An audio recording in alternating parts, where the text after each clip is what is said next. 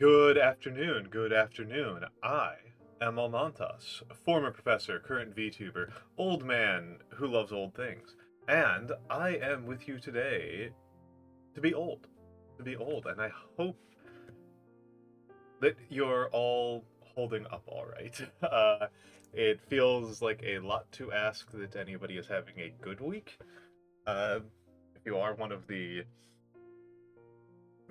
200, 100,000 or so people who had a good week this week. I don't know what you're doing here. Uh, I'm sure you have better things to do with your time than watch an anime man on the internet. But for the rest of us, for the other 8 billion something human beings, this is a bad one. So it goes. So it goes. Um, and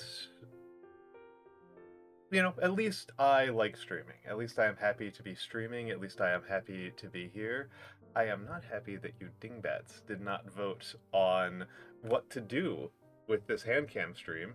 I am going to be doing handcam because, as I say so frequently,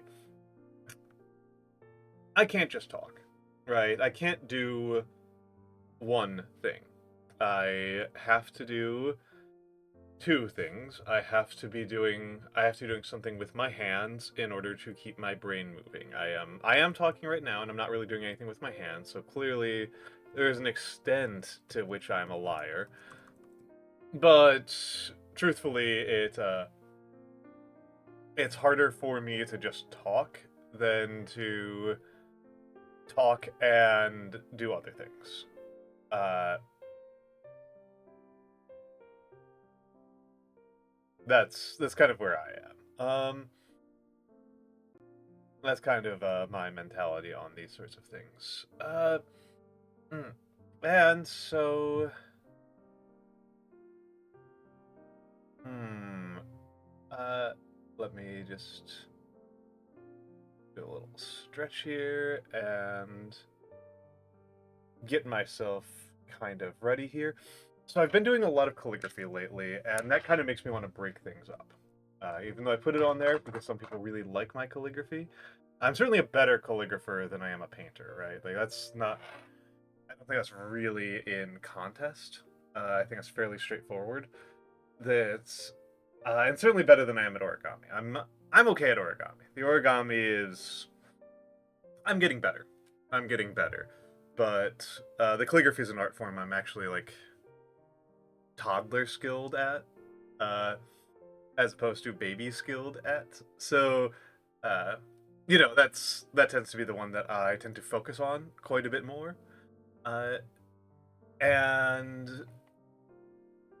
But I've been doing it a lot lately. I haven't been breaking up things with model painting or anything else. I think I'm feeling the model painting. In which case it's going to take me a brief minute to get ready because I will need to fill up the water buckets. Um, I'll need to fill up the water buckets, and that'll involve me getting up for a second. You know what? I'm gonna do that. So I'll be back in under 1 minute.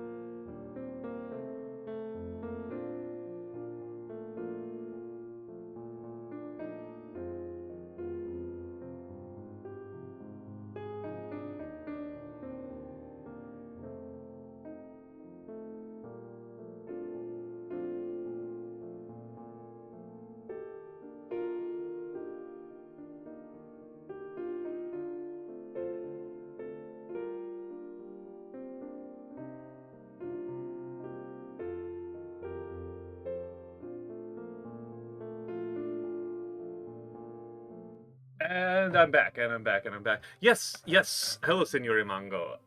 Yes, I am. We're 3 weeks in. We're 3 weeks in. Subathon's been going quite well, I think. I've been pleased as punch with so far, and I may as well edit. I may as well do some editing. May as well change some things. So.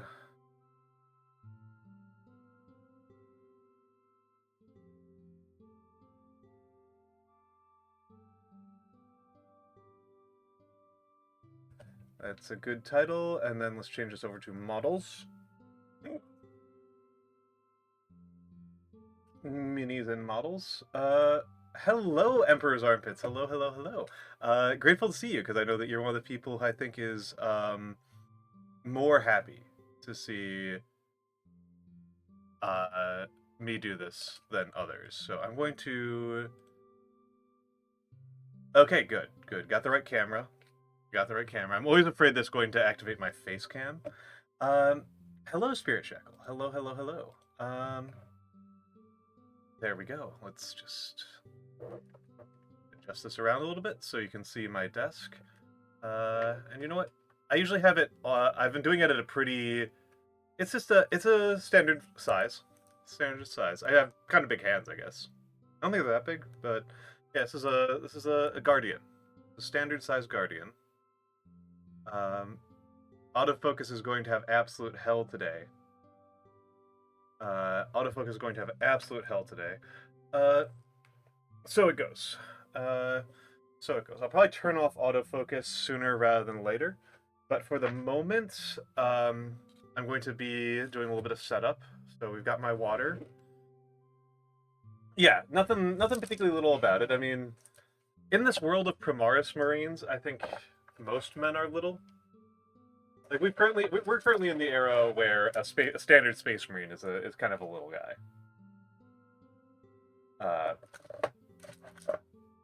Let's see, Wraithbone. Yeah, definitely do the Thunderhawk blue. And let's see, what else do I need? Custodians are also huge. Yeah, Custodians are huge. And they're pretty widely played faction.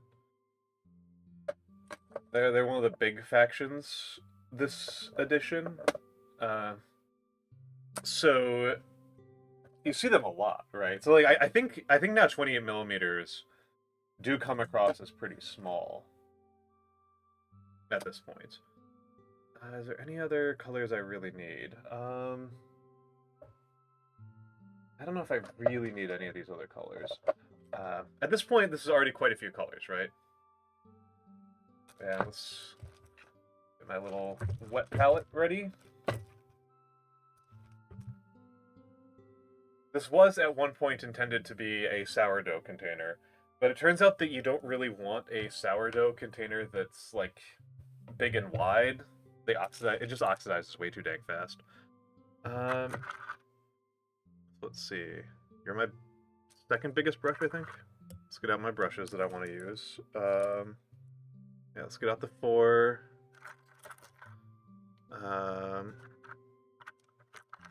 Don't know that I'll be using you a lot, but I may as well get you out. I tend to just use the 4 and the 2 for everything. And so one of the things that I like to do, I guess I should paint the base. I always forget to paint the base, so actually a lot of my models are not tournament legal.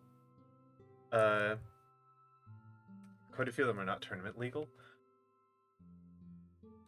Because I never got around to painting the faces. Let's get you out number 4.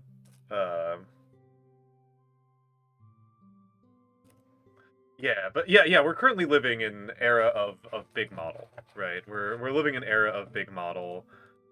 It's honestly kind of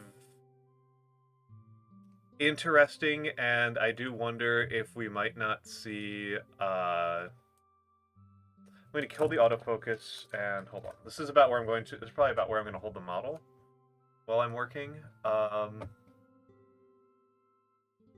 That's actually not bad. The focus. That's actually not too bad. I might be pulling it in a little bit closer. Is that still... That's off screen. That's off screen. Pull this down a little bit. Okay, so this is probably close to where I'm going to be working much of the time. Okay, that's good. That's good. Put the paint rack away. Let's spend a little bit of my palette on mixing a red-brown, right?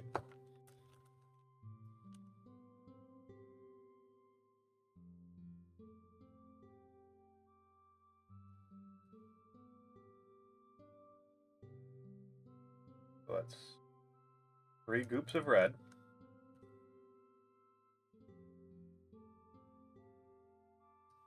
Three goops of red. And...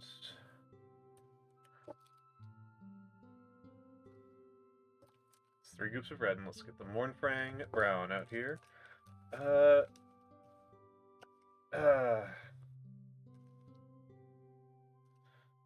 And... shake. Let's try to make sure more of that red is out.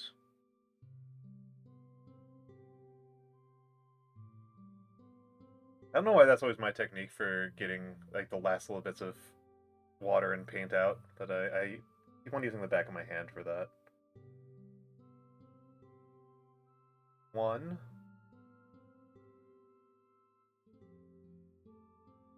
2 goops over here, and 3. It's an equal quantity of red and brown over here.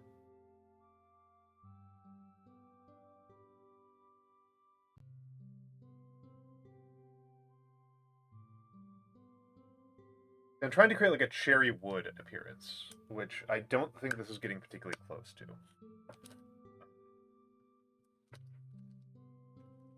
Don't think I'm actually getting very close on that front. Actually, that's not too bad. On the black backing is actually quite a bit better than on the white backing of the palette.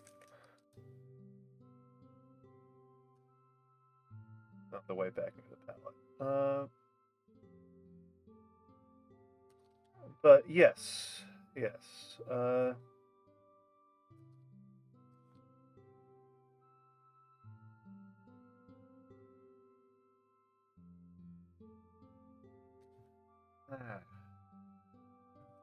I got the big hats, yeah.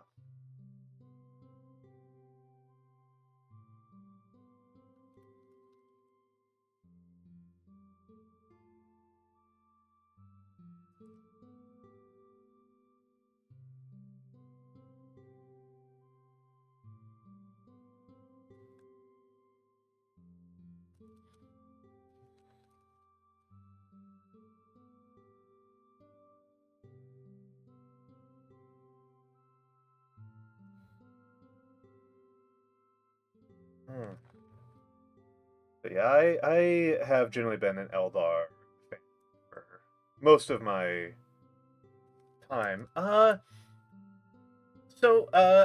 mean, the big note I would say is that maybe I don't know if I should put this in the title or something like that.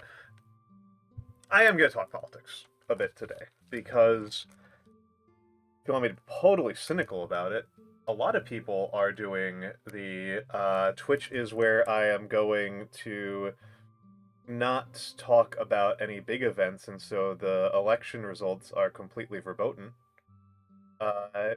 And I think that people care about my thoughts and opinions, and they think that I'm a person who generally takes things seriously, and to not take a really big news event seriously, I think stands as a little bit of a betrayal, right? I think it's actually counterproductive. I think people care.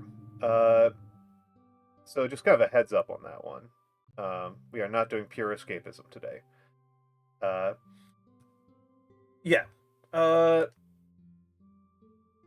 headline, at a personal level, at an emotional level, I'm actually doing all right. Emotionally, I tend to deal with big problems pretty well. It's, as I joke frequently, it's the small things that kill me. I am pretty emotionally stable when I am put under high pressure situations.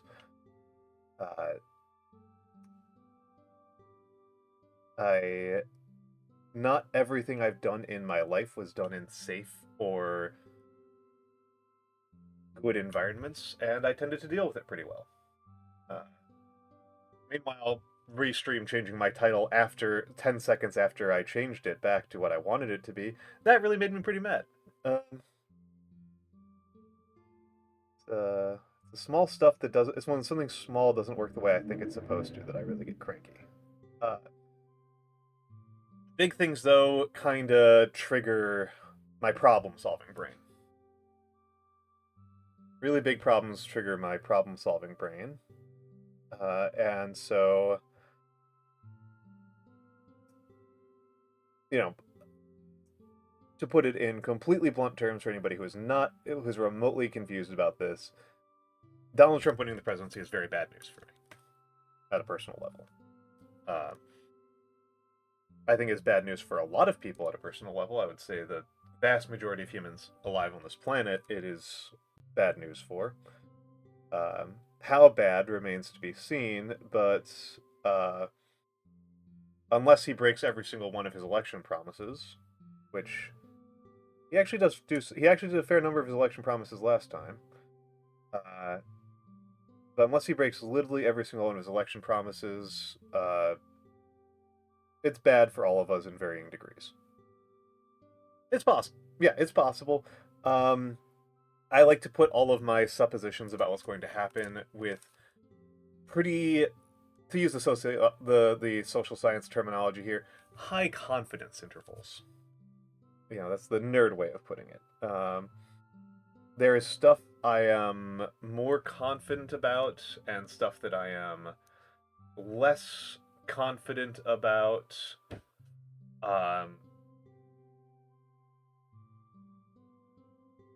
And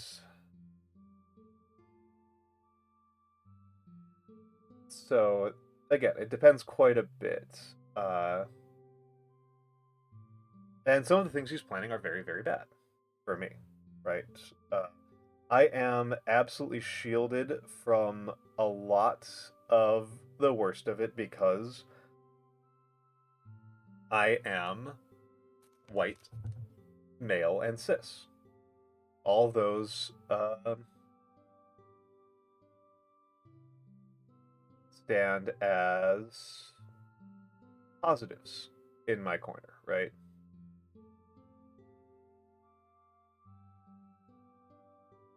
And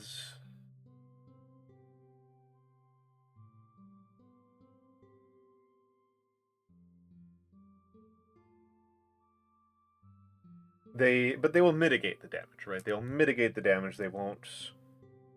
They'll just mean that the negative numbers that get applied to me are less than they would be to other people.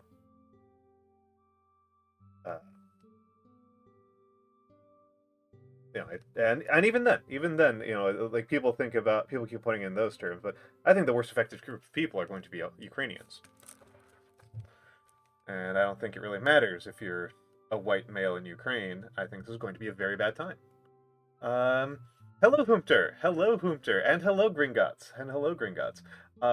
We are doing some model painting, and I am doing a little bit of a taboo thing and allowing myself to get a little bit political about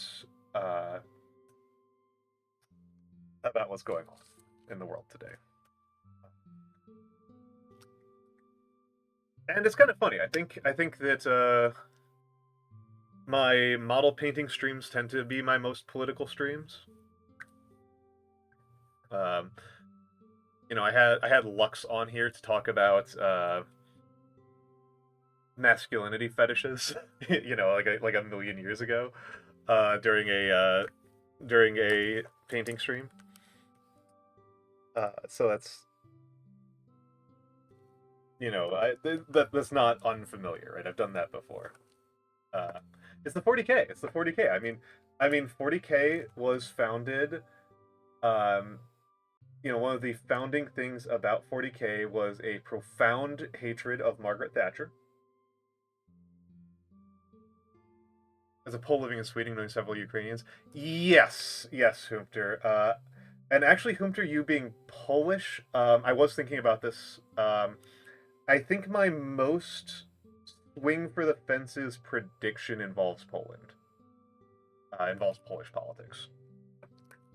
I don't think it's my most unlikely of them all, but I do think it's my most. From what I have seen, is the take I have seen that I haven't seen many other people saying, and I'll get around to that. But yeah, I think Ukrainians are going to be worse affected than anybody living in the U.S. I think the only people who might be worse affected are, Lebanese and Palestinians.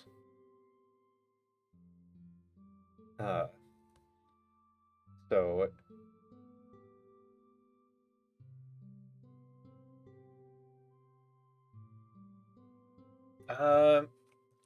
well, that's actually, so I guess we'll talk about the international thing. We'll talk about the international thing first. It's worth noting that there's definitely some international. I feel is weirdly more predictable than a lot of other things because the actors involved are so large, right? It's kind of like how a big ship is actually kind of easier to steer than a small ship because there's so much momentum involved. So the Ukraine is going to be in very bad shape because Ukraine is not a treaty member of NATO, right? They are not a treaty member of NATO. NATO states are not actually obligated to provide Ukraine with anything, with any support. Ukraine has been deeply reliant on U.S. and allied nation support, and it's likely that U.S. support will be completely withdrawn, leading to a rapid military collapse and many, many, many, many, many, many, many, many, many more deaths. The question is what. So, with regards to Poland, I don't think Russia is terribly likely to invade Poland on a short term scale because much of the military planning that has been done over the last several decades was built with an assumption that if Russia invaded westwards, they would be in Paris in weeks. That like everything east of Berlin was basically completely would put up functionally no resistance and would go into total partisan tactics and get just completely rolled over by the Russian Federation in days. And there was no point in even really putting up serious resistance up until like somewhere in Germany. Yes, Emperor's Armpits. I think that was probably always a bad belief. That was probably always a bad belief. I think it was probably driven more by hyperbole. That was propagandistically useful to people within the intelligence community, right? Because here's one of those things, right, about anything you learn is that if people are advocating very strongly for it, that probably has something to do with where their interests lay. And if you are an arms manufacturer or an intelligence procurement officer, it would actually probably be the bigger one. If you're an intelligence or defense procurement officer trying to convince France and Germany that they need to increase their military contributions, either because you're selling arms or because you are part of a bureaucracy where their military expenditures are advantageous to you, then yeah, you kind of have this interest. And it was less insane when the Warsaw Pact existed. it was a much less insane belief in 1980, and then people just kind of didn't update their beliefs very much to the fact that since 1990, Russia has not made any meaningful technological developments and also lost fully half of its population and had to draw down much of its manufacturing. And also, because they lost the Warsaw Pact, lost most of their allies. Instead of Poland being a logistical staging ground from which offensives move out of, Poland is now part of the things that they would have to conquer. That's a very big difference, right? That's a very, very big difference. So I think I'm with you. It may have been more rational in the 80s. By 1996, it was just plain old stupid, and was an utter zombie belief for a long time. I know that I qualified as a person who was considered by other Americans to be extremely underestimating Russia. Yes, I was going to get there. It is. It absolutely is.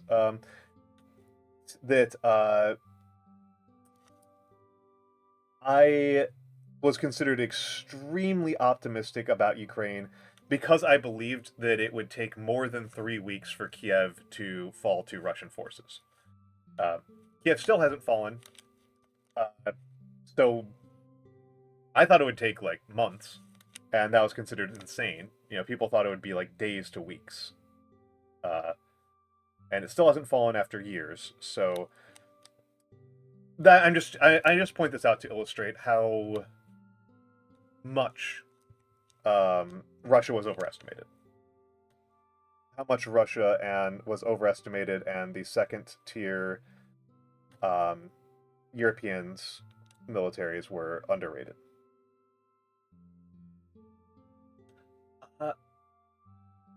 Emperor's Armpits, I will be honest, the reason why I thought it would take so long was just, you guys don't know how hard it is to take a city. Like, that was my only method of measure for that, was just, I have studied how modern sieges work, and they're very, very slow. That was literally it. I did not have any particular insider knowledge about the Russian or Ukrainian militaries. I was just like, nobody takes cities of over 1 million people in days. Like, that's insane. Like, you can't do it. Like, nobody does that. Like, that doesn't happen. That just does not happen. Like, it hasn't happened in a very long time. Like, it's just, yeah, and airspace doesn't even have dirt. Like, airspace doesn't even have dirt. Yeah, no, the relationship between firepower and space is really brutal. Really, really, really brutal.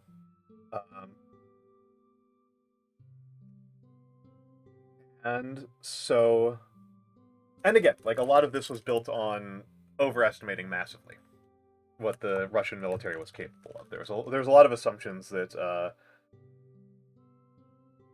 like, everything in the Russian military was at least as capable as everything in the US military, and also better maintained.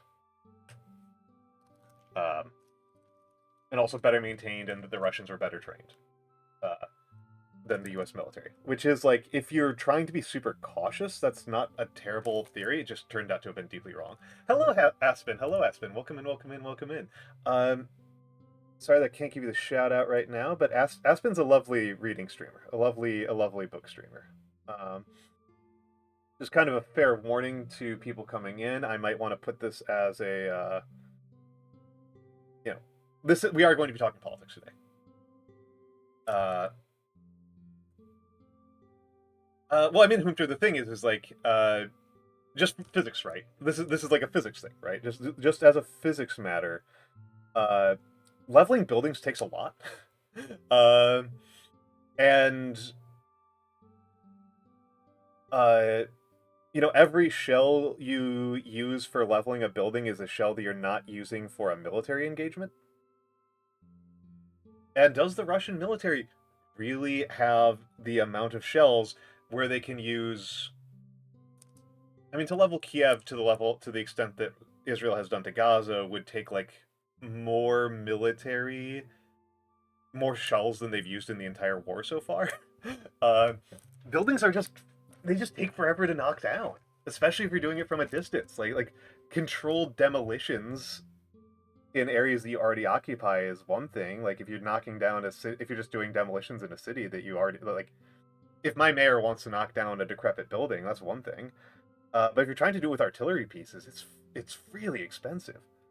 And of course, like then you have rubble, right? Then you have rubble doing that. Like, you know, it's telling that the Israeli military has functionally been in a stalemate for a year in areas where they control that they're not fighting people with anti-tank weapons. I mean, things like their artillery shell production is very, very good, but there's good and then there's infinite, right? There is a gap between a lot and literally infinity. And they have actually been running out of artillery. Like, it is central to their military doctrine in a way that it's not to Western doctrines. They are like much, much heavier on artillery than, say, the U.S. is, or any of our allies. But they are like shell shortages are a problem that the Russian military has been facing for months. And so adopting a doctrine that intensifies shell usage by a bajillion percent sounds bad to me. Sounds unfavorable to me. Yeah. So that gets me into though where I'm going with this, which is so the U.S. the U.S. is very likely to abandon Ukraine. That is one of those things that is fully inside the presidency's control, and that Donald Trump is pretty open about wanting to do, and there's really nobody who would be in a position to stop him. That's entirely executive. I mean, Congress, I guess, could approve the funding, right? Congress can continue to send the funding. So I guess the funding can keep going through, but a lot of it comes down to the presidency. So that could be, and also Congress has become much more Trumpian. He got Senate, he might get House. That would suck. House tends to almost always be against whoever's in power. I would say it's more that, I mean, the Russians definitely have a much more robust shell production than us. It's not that they are more lacking, it's that being less lacking is not the same as actually meeting your demand. Your actual demand can, like, you can just increase demand for shells like through the sky, and that's kind of what is happening, right? Like they've increased shell use through the sky, and it's produced troubling things. I know Gringotts, you're more of an economics guy, so this is the part that's kind of interesting. Perun went into this, so I'm going off of Perun's existing work. The Russian military has been constrained on shells for a while by factory labor hours. And this has produced a problem where now the military and the arms manufacturers themselves are now competing direly over the same labor pool. Hello, Vex. It is Vex's affiliate anniversary today, folks. She is running a donathon. If you don't want to give some of your money to me, while also giving a cut to Big Papa Bezos, then you can give money more directly to a frankly more deserving cause via Vex.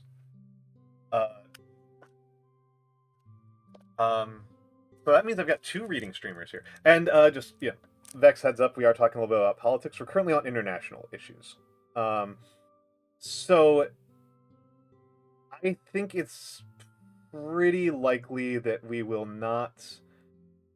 that things are... the worst people who are going to be affected by this are Ukrainian, bluntly put.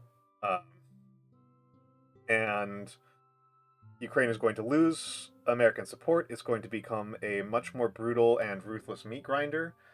And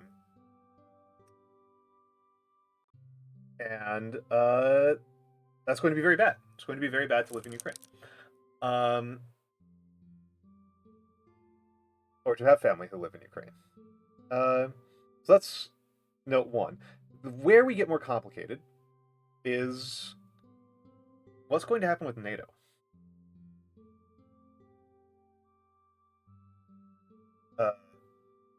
Donald Trump is on the record as saying that he believes that NATO should be less an alliance and more a tributary empire. He wants it to be modeled more off of, like, the Delian League. Or the Peloponnesian League. Than off of, well, NATO.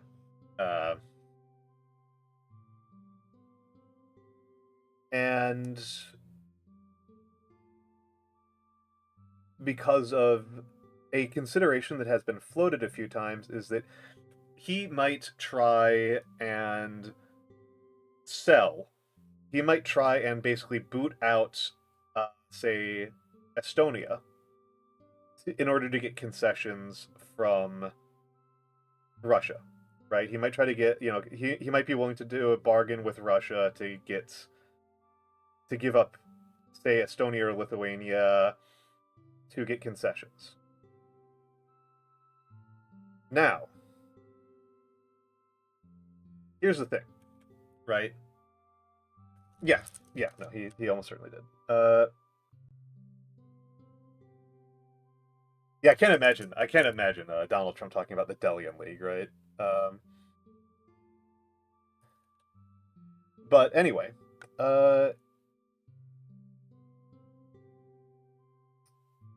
if he gives up, if Estonia gets booted from NATO as part of some sort of bilateral deal with the United States, that just kills NATO dead, right? That just kills NATO dead immediately. NATO is a brittle institution, right? The entire thing that makes NATO work is the where we go one, we go all thing. That all members have this obligation to support each other in times of crisis, come hell or high water. That's the thing that makes it work. And if all of a sudden that becomes negotiable, if all of a sudden you are acting, to get historical about this, if you are not acting like ancient Rome, but instead acting like ancient Macedonia, the alliance isn't worth very much. And then Europe kind of has two paths.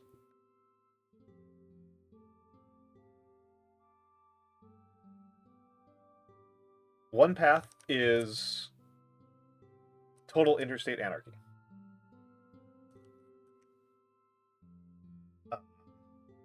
And the other path is a European defense collective that is completely independent of NATO. That's the way it looks to me. Oh boy, this butt crack. This glue, my bad gluing job is coming back to haunt me now. So you've kind of got the option that Europe forms a collective defense alliance that is independent of the US, or not. Did I say NATO? Europe. That Europe forms an independent European Defense League, probably built out of the EU, or interstate anarchy. And the phrase interstate anarchy undersells how bad we're talking about here.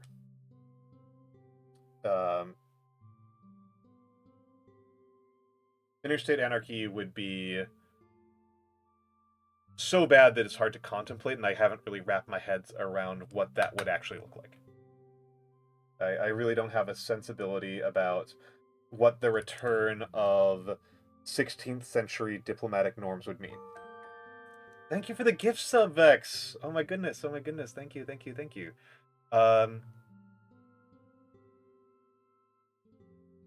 Yeah, I mean, Hoomter, that's an obvious one, which is deeply funny because the Boonsphere is really bad. like the Boonsphere is a very bad military organization. I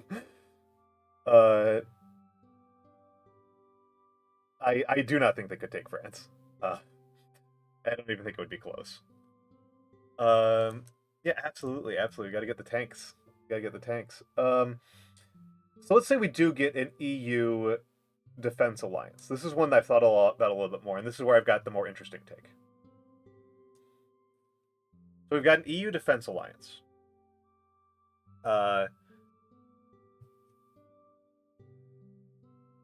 You know, and our biggest countries are going to be France, Germany, Italy, and Poland. People underrate Poland, but as Hoomter pointed out, Poland has extremely high defense spending per capita. Poland is a really militarized state compared to any of its neighbors. On a relative basis, on an absolute basis, it actually has a really large military. So we need to count them as a major, unlike how we'd have to count, say, Portugal, right? Like, we don't have to worry. Portugal doesn't have much of a military. I don't even know if Ireland has a real army. I know that, like, they participate in, like, defensive like, peacekeeping operations, but I don't know if they keep, like, an air wing in Ireland. Sweden actually is probably on the relatively high end there. Sweden's actually pretty militarized. So those are our big countries in the EU. One of those countries has nukes. And the nukes are really important. Denmark does have a big air force, that's true. Denmark does have a big air force. Thank you, Wargame Airland Battle, for teaching me that. It is worth saying, though, that as an American, literally every air force other than the United States and China looks tiny to me. Even, like, the Russian Air Force. I'm like, seriously? It just turns out that the U.S. Air Force is, like, outrageously large. And so is the PLAF. The PLAF and the USAF are just ludicrously huge. Sweden has a lot of weapons manufacturing, yes. Sweden does have a very strong independent arms manufacturing base.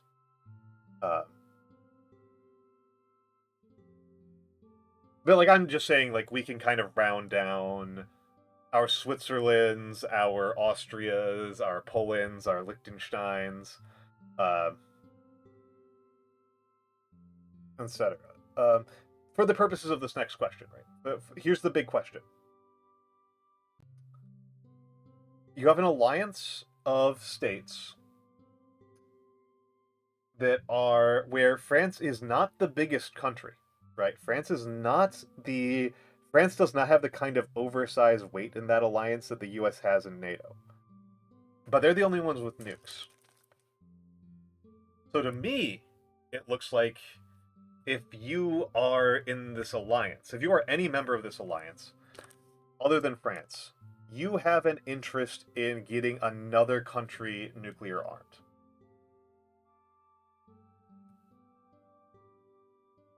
Correct? Like, I'm not crazy for thinking that if you make a 30-something member military alliance, you want more than one of them to have the super weapons?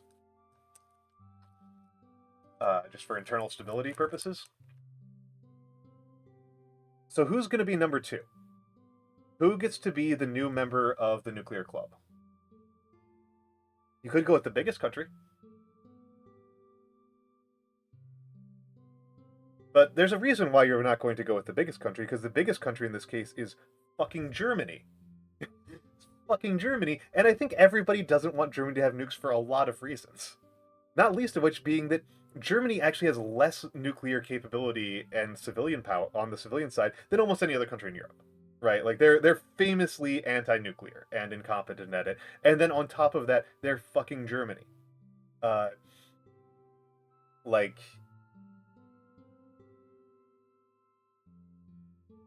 currently Germany does not seem like Germany in general is not a country that people seem to like trusting a lot. And they're not doing themselves any favors at the moment on this front. So Germany's out, right?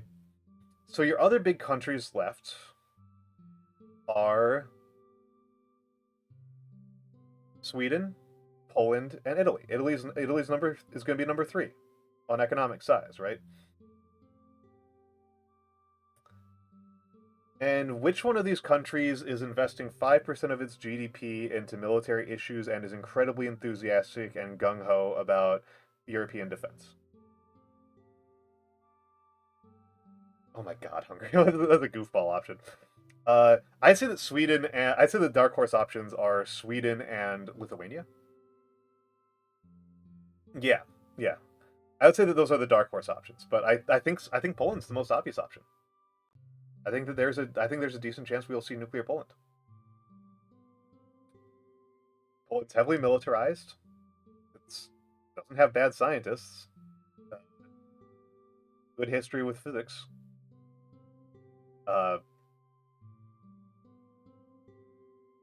Sad to report. Oh, I thought isn't Lithuania the most nuclear country? Or am I mixing them up with Latvia again? I'd feel really dumb if I was like trying to sound this authoritative and I literally mixed up Lithuania and Latvia.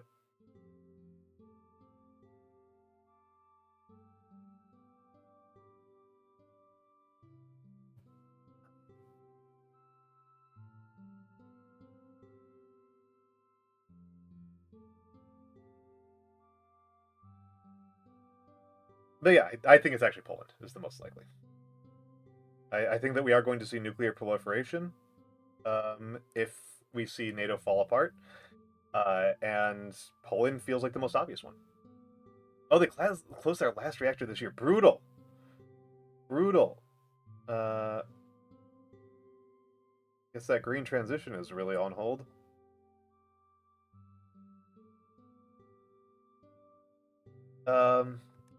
Yeah. In terms of other international things that I've been thinking about, cause my track record on international is definitely better than my track record on domestic reporting. Hello, Matthew. Hello, Matthew. We are being turbo nerds right now. We are being turbo nerds right now. We are discussing European defense policy. We are being turbo nerds.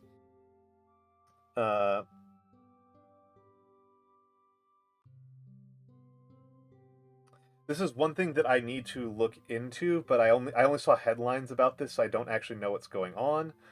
I did see headlines. Again, did not read them yet. I've got plenty of reading to do.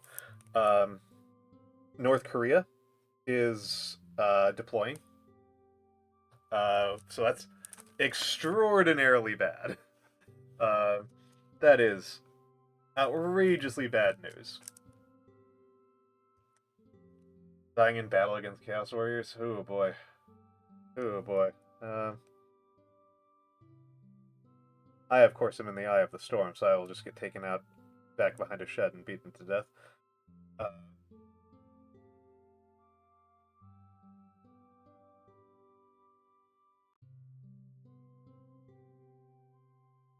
And yeah,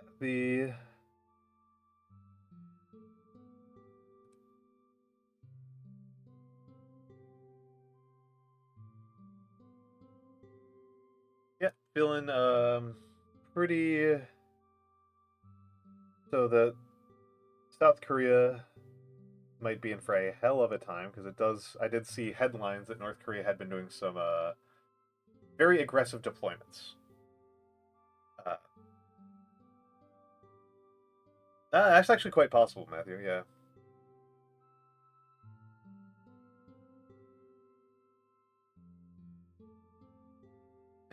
Oh yeah, no, that's that would be a foolish choice on Sweden's part. Of course, the Swedish government has been making a lot of really foolish choices for about 10 years straight, so, you know, who knows? Who knows? I have not thought of Sweden as a country that has a wise government for a while.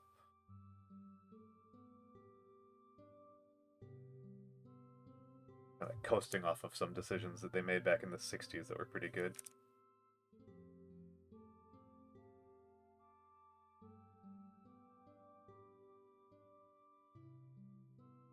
Yeah, foolish decisions everywhere.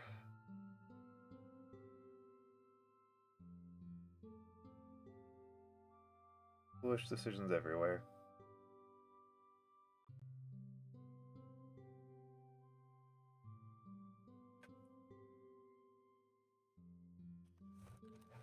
Okay, so that's one of those things that I have learned from doing this set of models is that the base I primed them in brown. I'm sorry, in black. I primed them in black, and it turns out that the black primer causes the browns to come out way too damn dark. So I have learned to do a really light layer of white over everything so that I can layer the brown on top and get a much more rich brown. Rather than like a kind of like almost unparsable brown. That said, I think it is time to do more white layers first. Maybe I should do the blue layers. Start with blues. Because at least one of the blue layers is super deep. It's super deep within the model. Yeah, Germany did have a government collapse. Yes. Home defense crossbow. Classic. Classic. I will make a note that you should not impulse buy firearms. Just a personal safety note for everybody out there. Don't impulse buy firearms.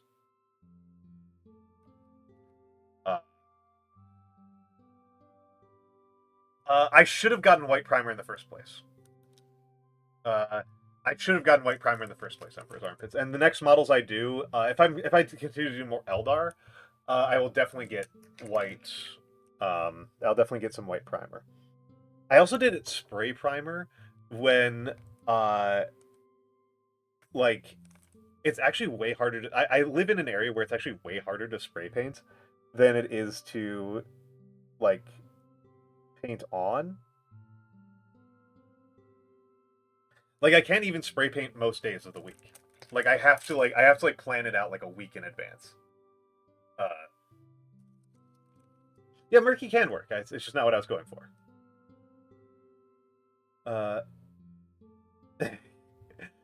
An impotent rage. Yeah, fair enough, fair enough. But yeah, just a general note: don't impulse buy weapons.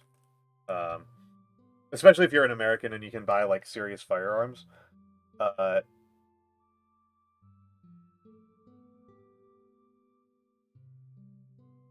They are like even like the insane prepper guys I know.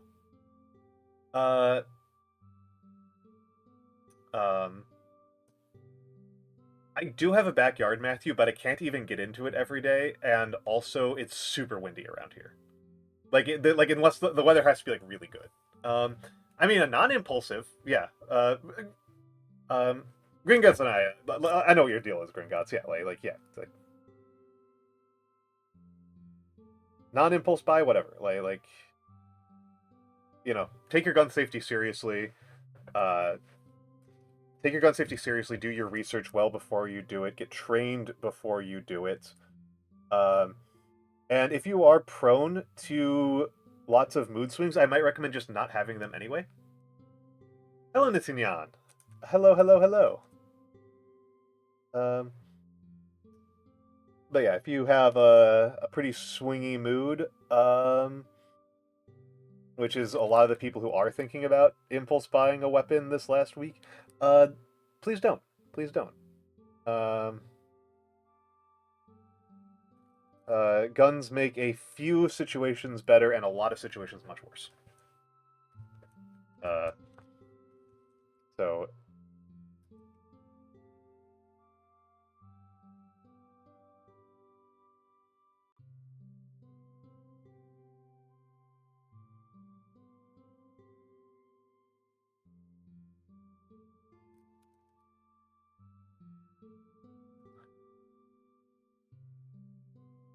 Yeah, yeah, absolutely. A lot of women posting about getting guns, and the most likely person to be hurt by a gun that you own is a child in your household, and the next most likely is yourself. Yeah, I mean, again, that's not impulse buying, right? That's not impulse buying. If that's a very different consideration, right? If you're doing very non-impulse buying, that's a very different consideration. Uh, I am talking very specifically about doing an impulse buy because you feel scared. That is usually how people get themselves hurt very, very badly. And I am not enough of a gun. Uh, Man, you're asking hard questions here.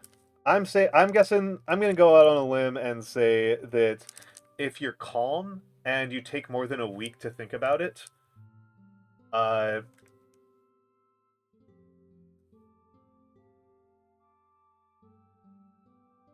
well, yes, I mean, exactly. It's not an impulse buy if you've done enough spins of the justifying machine.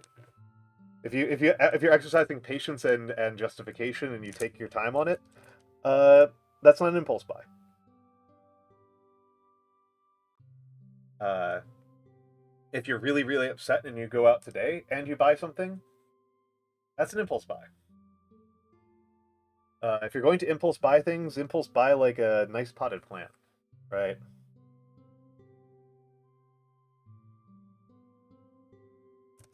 Uh, you know,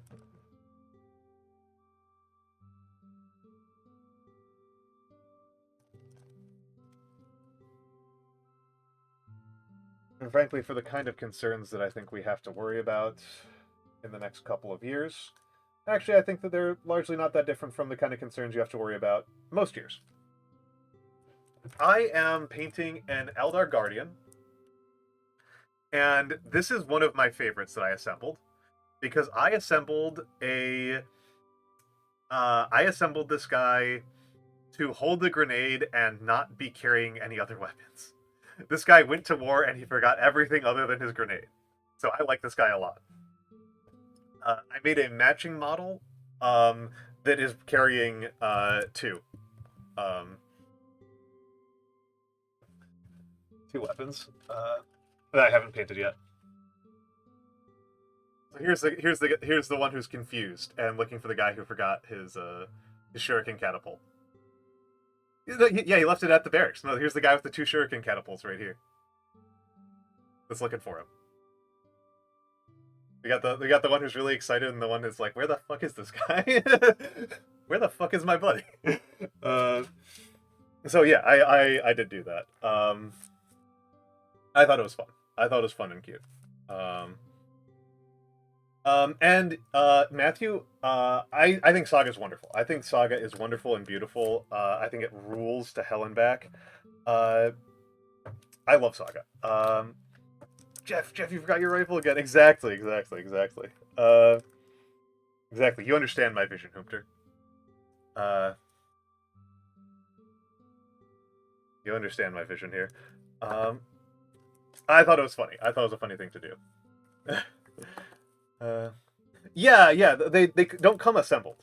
They come as like a collection of. It's a shuriken catapult. They come assembled as a not assembled. They come as a series of arms and legs and heads, just kind of in a box.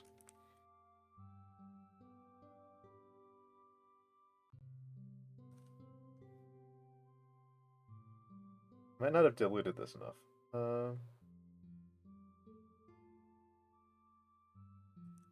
Yeah, but yeah, it's a shuriken. It's a shuriken catapult. Splinter rifles are Dark Eldar.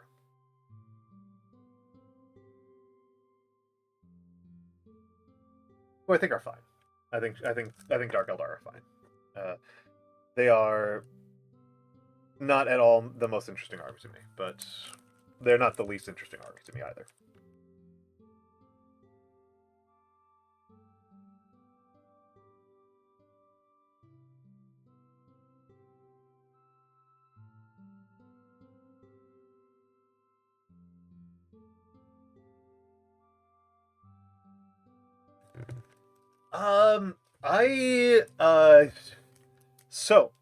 Trench Crusade thoughts.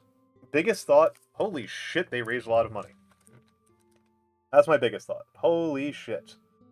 It was also extremely funny that they were getting they were getting targeted by a, like, go woke, get broke campaign for being an excessively woke game.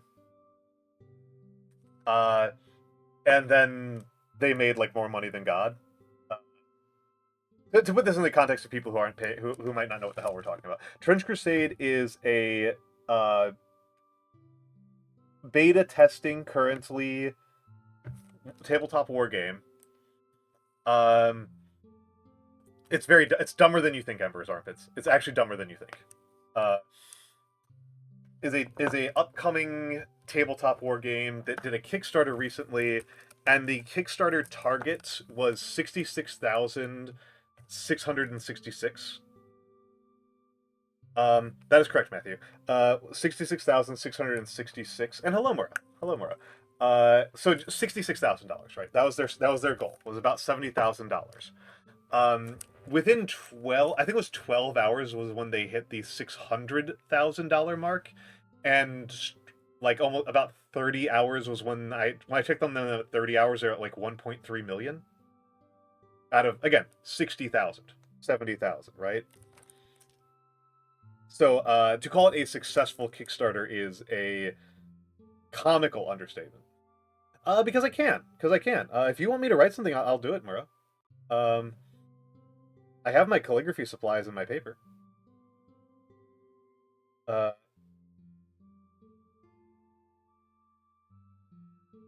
just wanted to paint a model today. It took me a second to figure out that when you said dream category, what you meant was the fact that you think I'm short and that you want to squish me. It's okay. It's okay. Don't worry about it. Don't worry about it, Murray. You can save your points. It's no big deal.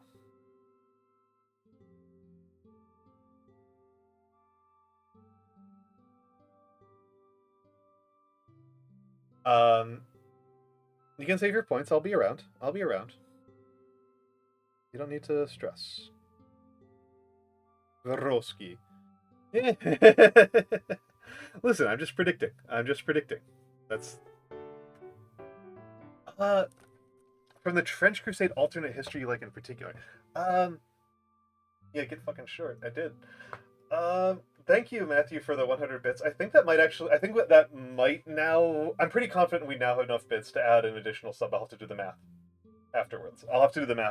But I think that is, in fact, enough bits that I should add a bonus sub point. Yeah,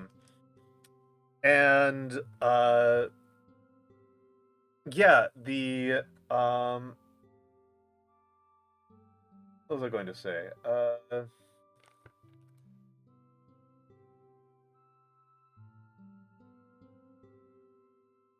So, from their alternate history, okay, there is a part of the lore that is fascinating to me. And is actually more interesting than anything explicit in the lore, and I now want a game about this. I want the game about this element more than I want the game about the warfare element, which is there are civilian trade convoys. That the war effort continues to function on the basis of civilian trade convoys. So we're 800 years... Hello, Zamiel. So we're 800 years deep into this omega war between the living and hell itself. And in the midst of that, there are people in Trench Crusade. There are people in the Trench Crusade universe who are, like, operating for-profit shipping companies, moving, like, grain and hair clips and, I guess, radios and stuff. And, like, presumably they are, like, in a position where, like, they won't deliver things for the military if the military gets outbid by somebody else in the civilian sector. That's fascinating. Right? Yes, exactly. Exactly, Emperor's Armpits. Exactly. What a fascinating little detail to have in there. And I don't think they thought about it very hard. Because it doesn't seem like in general they thought very hard about the fact that they took World War One and made it 200 times as long as World War One actually was. I just think they didn't think about that very hard.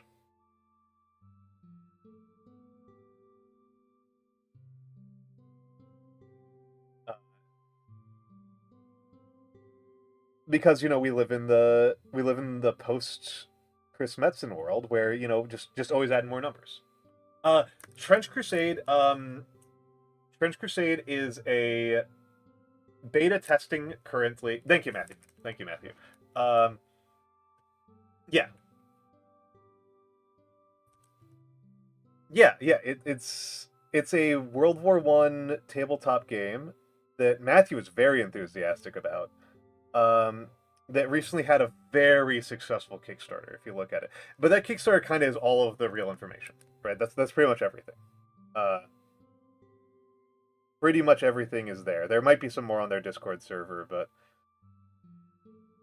in terms of like what Trench Crusade is, it's kind of at that Kickstarter. There is the playtest rules.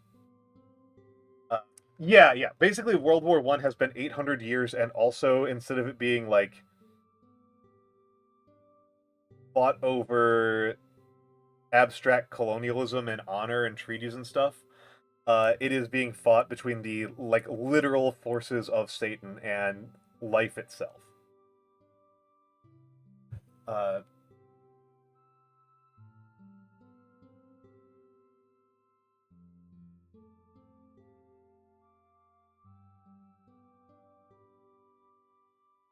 I'm concentrating very hard because this is a part that's very easy to screw up and that I probably shouldn't have even bothered with. This is a pretty outer layer. I really shouldn't do these outer layers before I do the inner layers more thoroughly.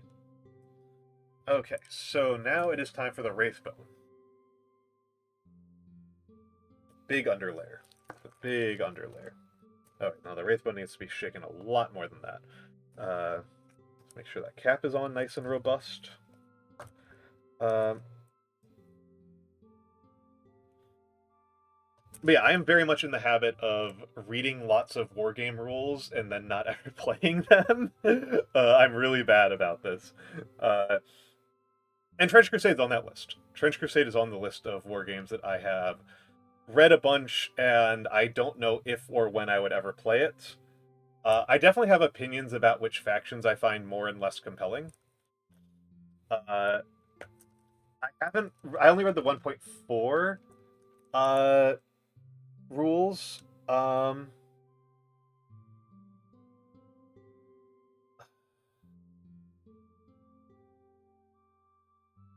have to think about that, Matthew, mostly just on practical grounds. Like, I would actually like some more models. I am getting low on models to paint, and Sultanate are the ones that I find the most compelling.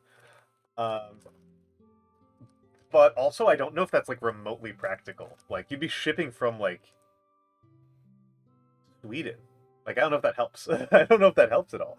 Uh, it might be easier to just, like, put the models up on Throne. That might make more sense, just, like, financially. I appreciate the gesture a lot, but it's like there's like practical, like puts me the like a practical like consideration. Um,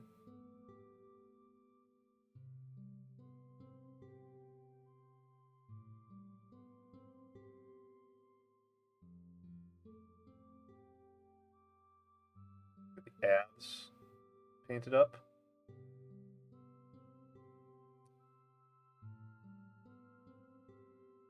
Good evening, Nando. Oh my goodness, that'd be very funny. Uh, Gringotts, the overwhelming evidence that I've ever seen is that they called it the Great War.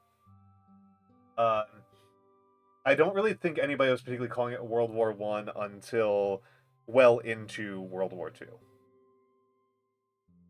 Uh,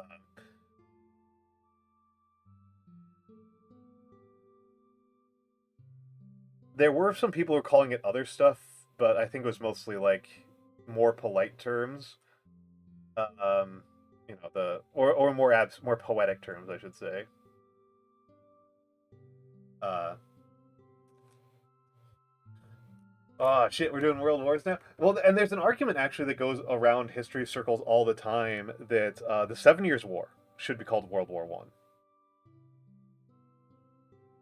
But then things get really confusing.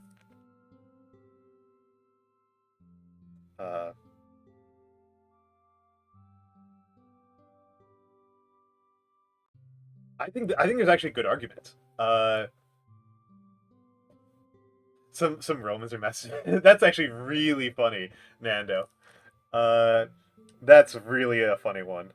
Yeah, I'm actually a really big fan of even if you don't call it World War One, but just like talking about framing the 7 Years' War as a world war, I'm actually a really big fan of.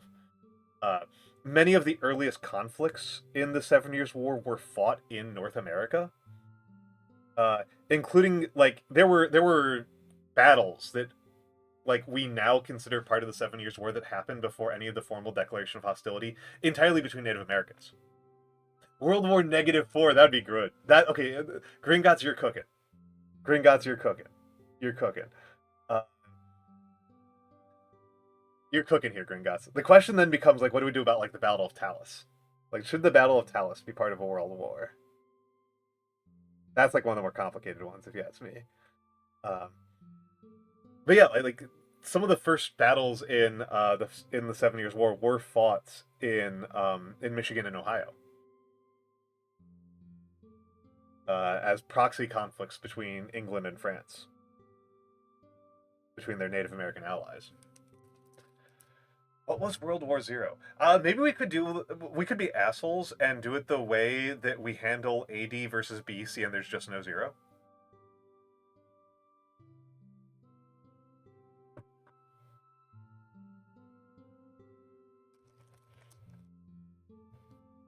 That feels like the funniest option to me. Then what was -1? I think 7 Years' War is a good candidate. Actually, no. 7 Years' War would be -2. -1 would probably be the Napoleonic Wars. I guess I would probably just try to bundle all the Napoleonic Wars together into one. Ooh, this layer got really thick. This is bad. Fetch. Let's do thin layers, especially for an undercoat. I'm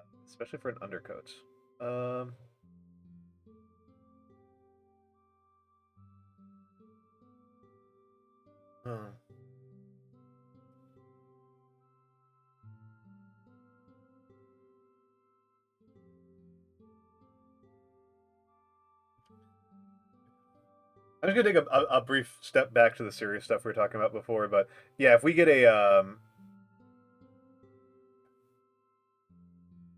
nuclear Poland in the next 10 years, you heard it first from an anime man on the internet, and you will have to live with that cursed knowledge that you got informed. You heard a major prediction about the change in world events from a VTuber.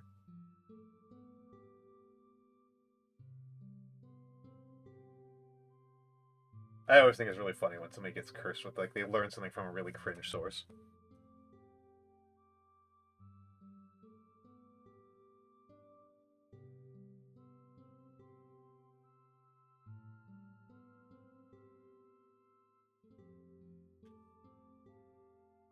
I think so, Nando. I mean, they're fought on functionally every continent, right?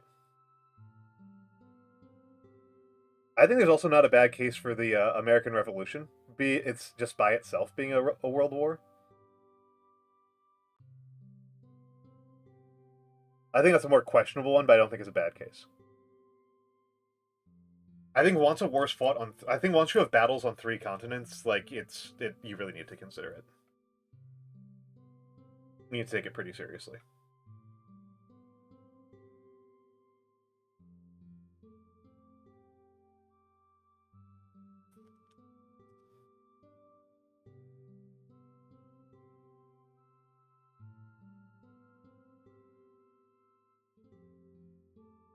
Portugal is nothing. Good on you, Nando, for supporting the home team.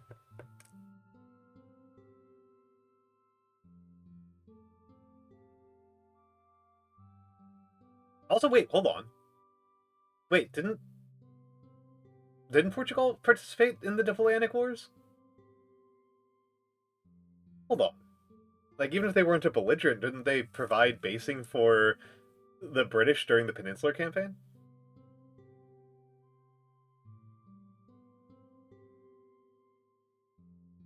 Like, Portugal's alliance with the United Kingdom is so fucking long.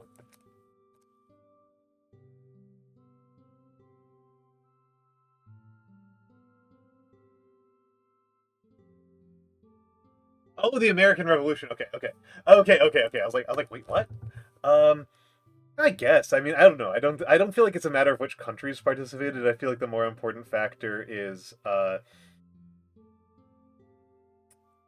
which continents the conflict happened on.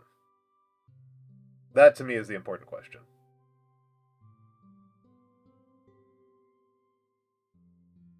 I figured. I was like, there's no way. There's no way you didn't participate. Like, I'm taking a look at some of my models I've done already.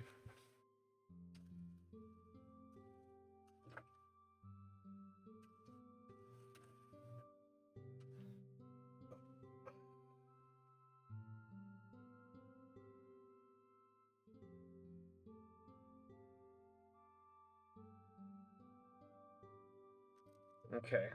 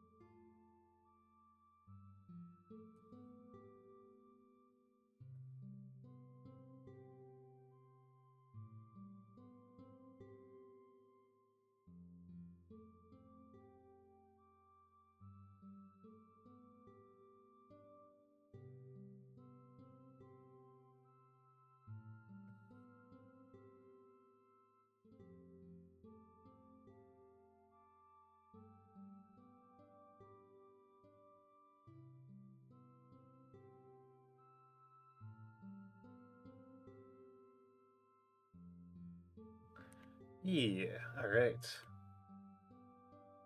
Yeah, I haven't actually gotten to read the Serpent rules yet for French Crusade, so I don't actually have any feelings about them. But I actually really like the Heretic Legion.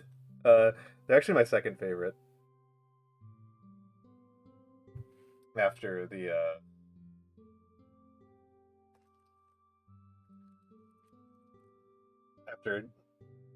Sultanate.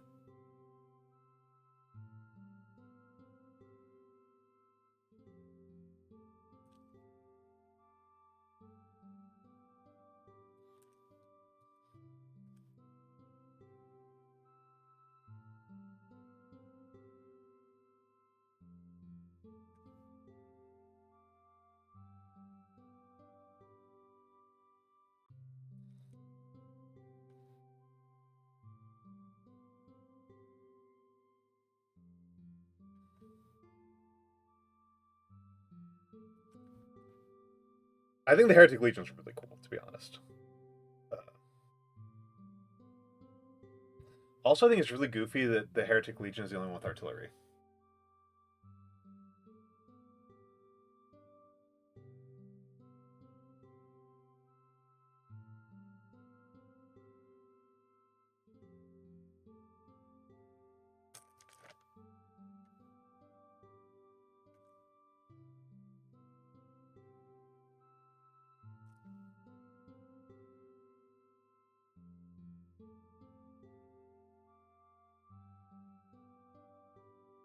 You don't like any of the other Antioch units, or you don't like any of the other models at all?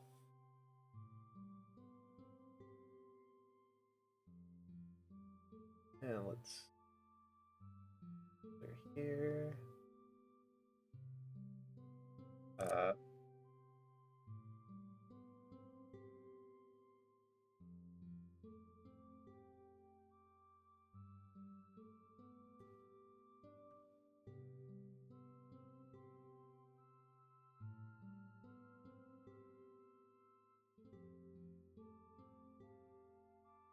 Matthew, how long does it take you to paint a model? Actually, I'm wondering. Because, like, I take forever. I take absolutely forever to paint models. Because I'm not trying to, like, paint them quickly. Because I know I'm not really going to play these anytime soon. So I'm pretty comfortable just taking absolutely an eternity. Paint. Like, I'm very, very comfortable just taking forever to paint an army. Because my concern is the painting. And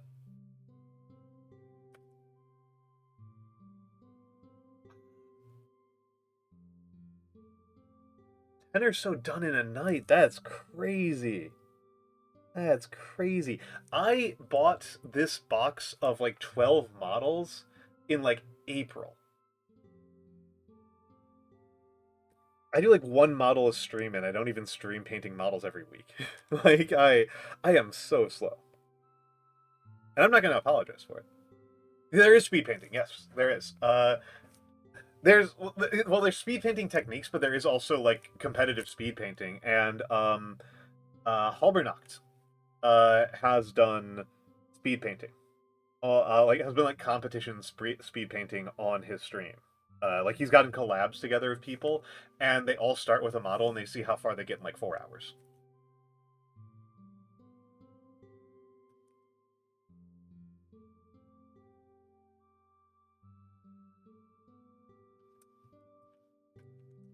Hello, Wande. Hello, Wande. Welcome in. Hell is also good. Like hell is also good is like a thing. And again, like I say, I am slow. I'm definitely slower than Hal. I am absolutely slower than Hal. And I don't know if Hal has the same motivations as I do. And it is, you know, my motivation is very much like I am painting on stream. I am looking for something to do with my hands. And if I paint more quickly, that means I just have to buy more models for the same effect. Hello, Blue. Hello, Blue. Found a technique training streak. Nice. But yeah, I am a very slow painter, and I have no intention of changing that. Adding speed is profoundly uninteresting to me. It's my painting, that is to say. Adding speed to other parts of my life, you know, I'm trying to get a little bit faster at running. My Strava very rudely reminded me that my Strava very, very rudely reminded me that my fastest 5K time was 23 minutes.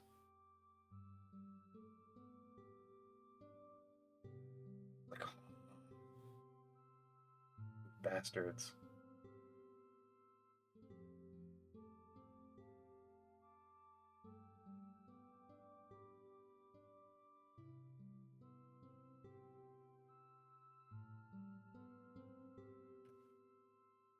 Uh, 23 is very good. 23 is very, very good. The more important than the fact that my PR is 23 is the fact that the time I ran a 5K this morning was like 35. It's less important than that.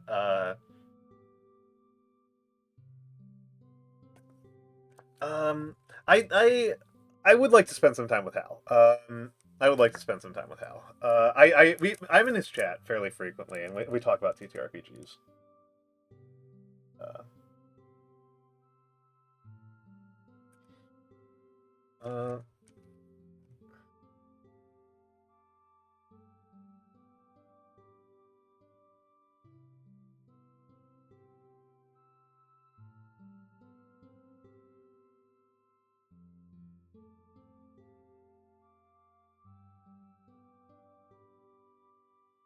And yes, Nando, that's something that's worth getting faster at.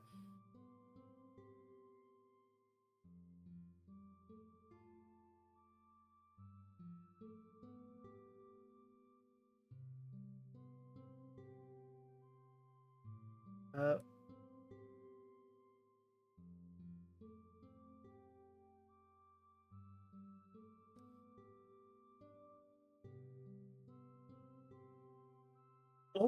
my god.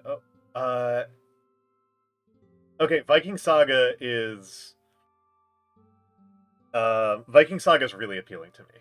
I really like Viking Saga. Era of Viking Saga is like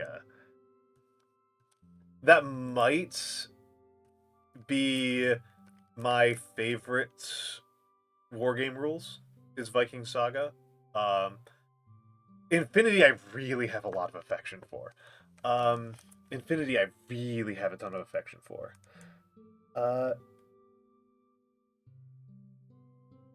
Well, Hunter, you've reminded me for the millionth time that one of my ambitions that I have never followed through on is doing tabletop sim. Doing like some tabletop sim. I would really like to do like some VTuber tabletop sim 40K. That's one of those like ambitions I've had for a while. Yeah, yeah. And I mean, like, I should just set it up. I should just set up on the Discord doing a game night for my favorite game.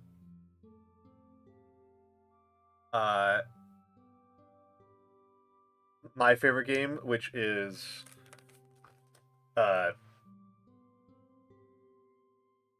Spirit Island.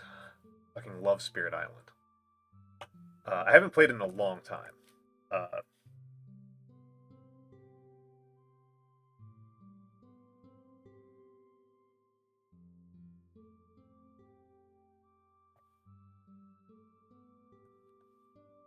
But I love Spirit Island. Okay.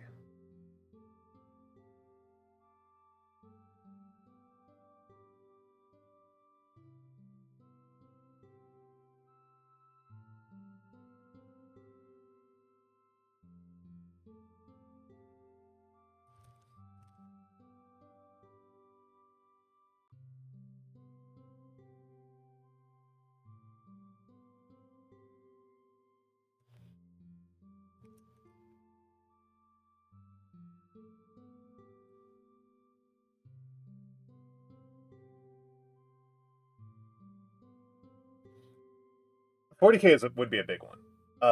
It's almost I don't have as strong of a feeling about it as I do about D&D on this case, but I do feel like it is a kind of a bad thing that 40K is kind of like the introductory.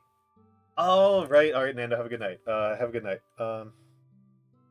Like 40K is functionally like the introductory war game when I actually think it's one of the harder ones to get into.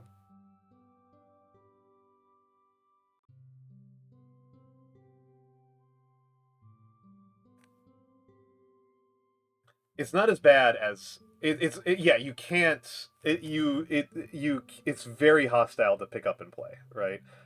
Um it's very hostile to pick up and play. Something like Sharp Practice and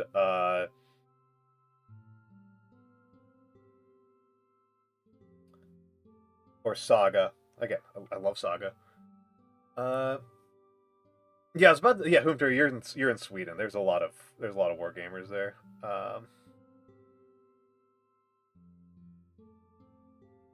There's a lot of war gamers there.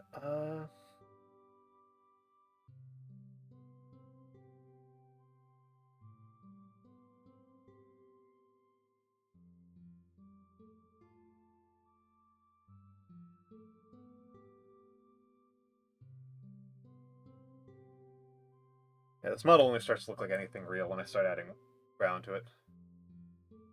Yep. It's honestly not as bad as with D&D, where D&D is like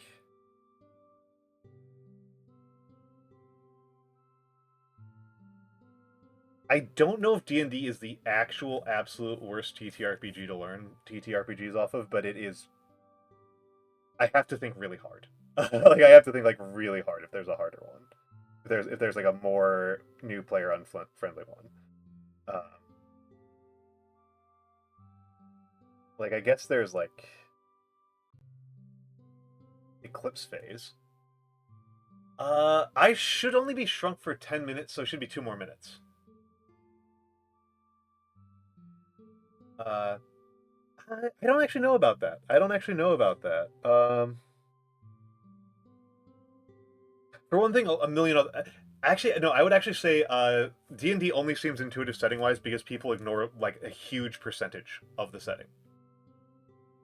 You're forgetting that D&D setting-wise, like, is a bunch of, like, is a pastiche of 60s fantasy and 70s sci-fi and 80s pop culture references. Like, it's a mess. It is so complicated. There's Fatal. Okay, you did forget about... I did forget about Fatal. Yeah, there's Fatal. Fatal's definitely worse.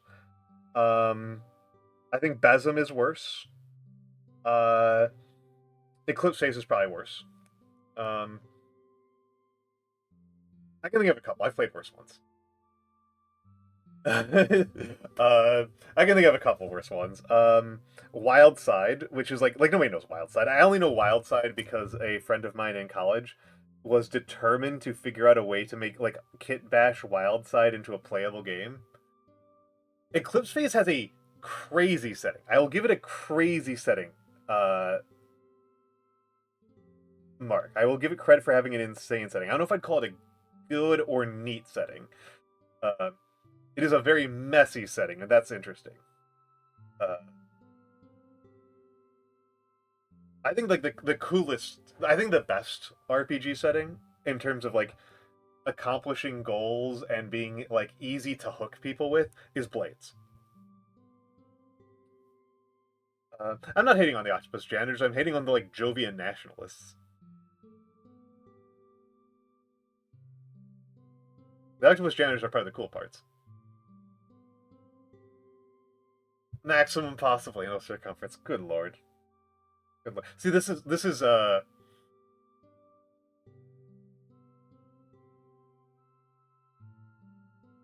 what I mean by Fatal being the worst RPG. Fatal actually is like probably the worst one. Fatal is awful.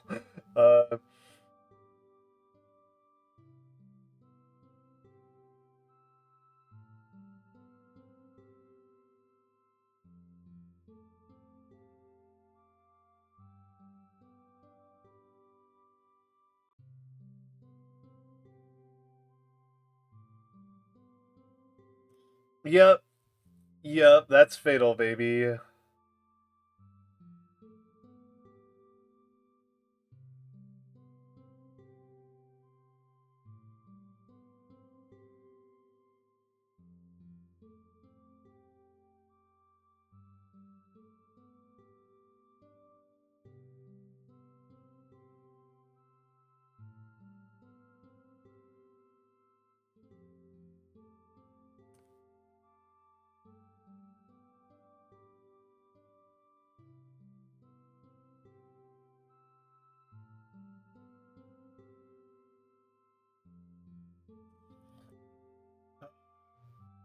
Alright.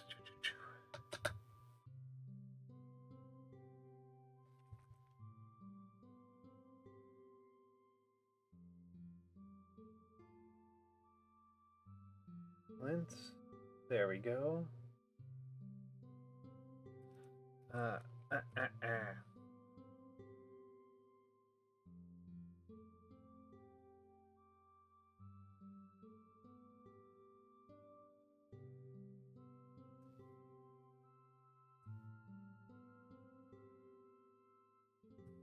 I'll write something down. Just write something down.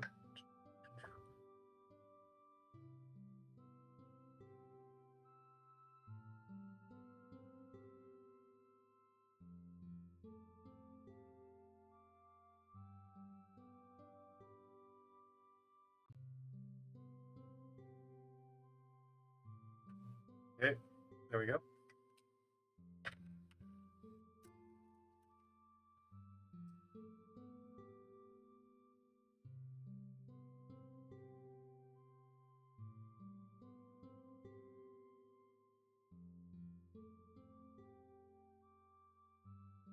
And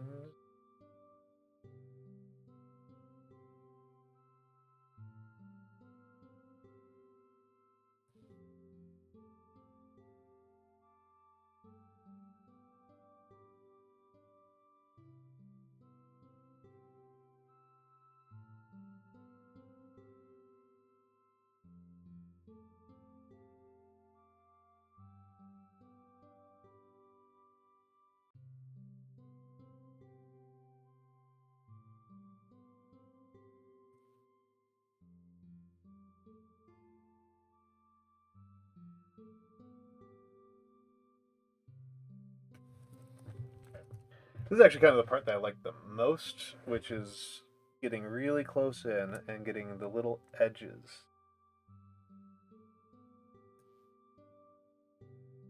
And it's very satisfying.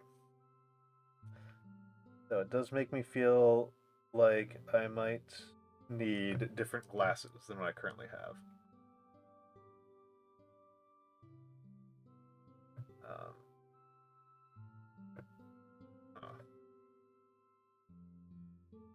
Weird chat message. Oh. OBS being like, welcome to our chat room. Did you know that you're in your own chat room?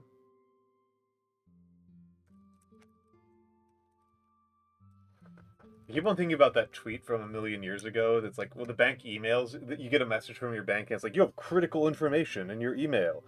And then, like, you check the email, it's like, hello, we are your bank. Like, thanks, man.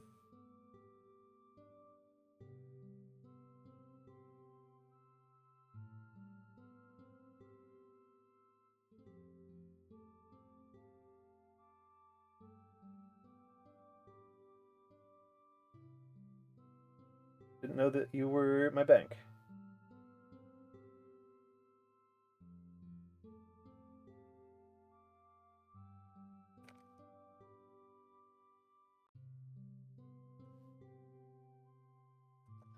Here. I could get a magnifying glass on the stand. That's true. That's true. Well, what I actually do that you can't tell that I'm doing is I take off my glasses.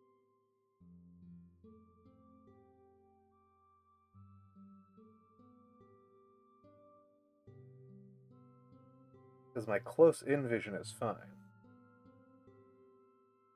Because that distance is greater than about 5 inches where I start having problems. And so when you're at like 5 inches,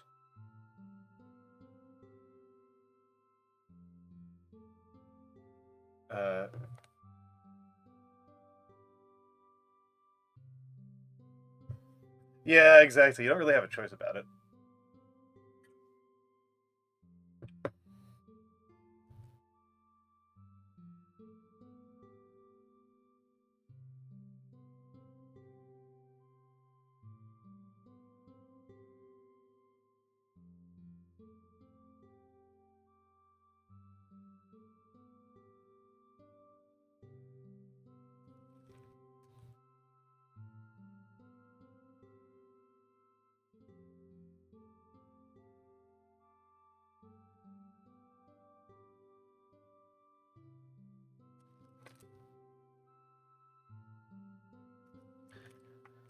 All right.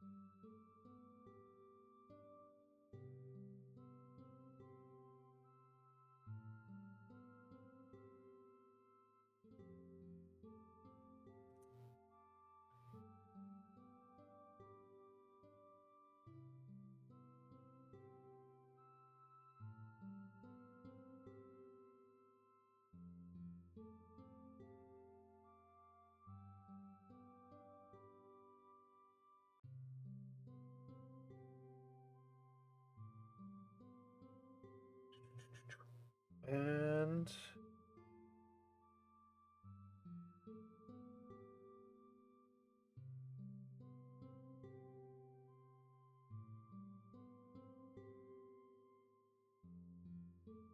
may have jumped up to this level a bit fast.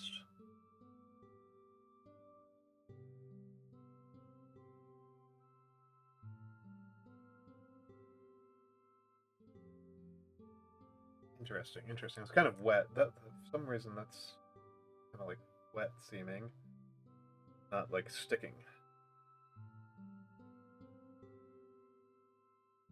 Interesting. Interesting. Looks like the paint's like beading on this one, which it shouldn't be at all, ever. Already been primed. Layering Citadel paints on top of other Citadel paints.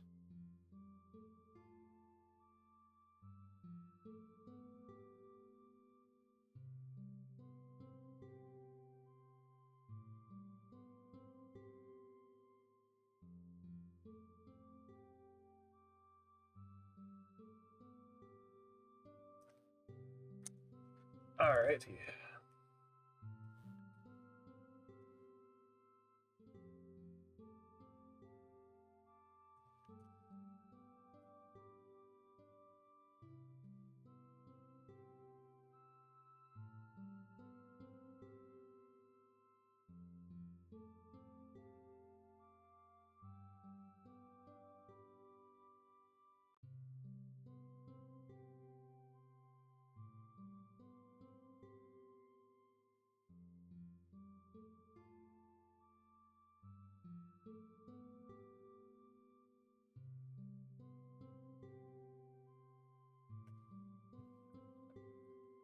Yes, you are correct about that.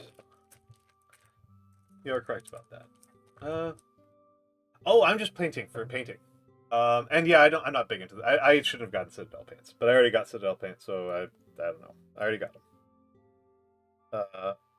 But no, I am just painting to paint. I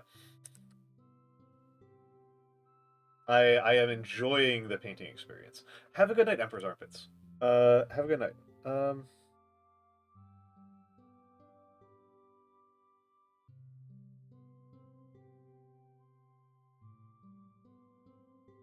This is part of the reason why I really don't mind that I paint so slowly. Is, again, like, I don't really have any...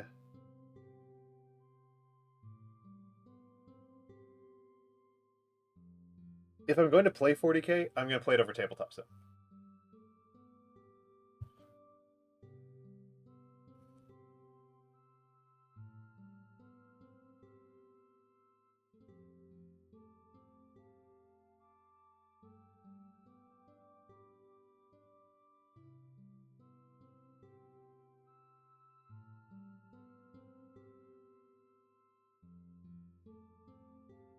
Oh, hell yeah. Post it in I found this, if you wouldn't mind. If you wouldn't mind. Because I think my next... If nobody stops me, I think I would like to paint some historical figures next.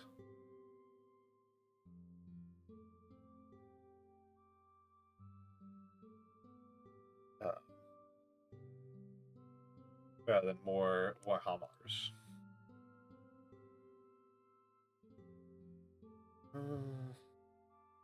Yeah, sleep well, Emperor's Armpits. Sleep well.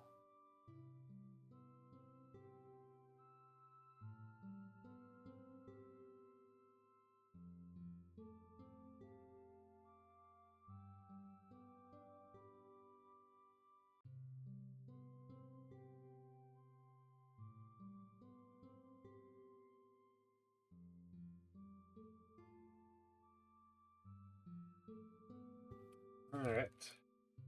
What an incredible name he's got.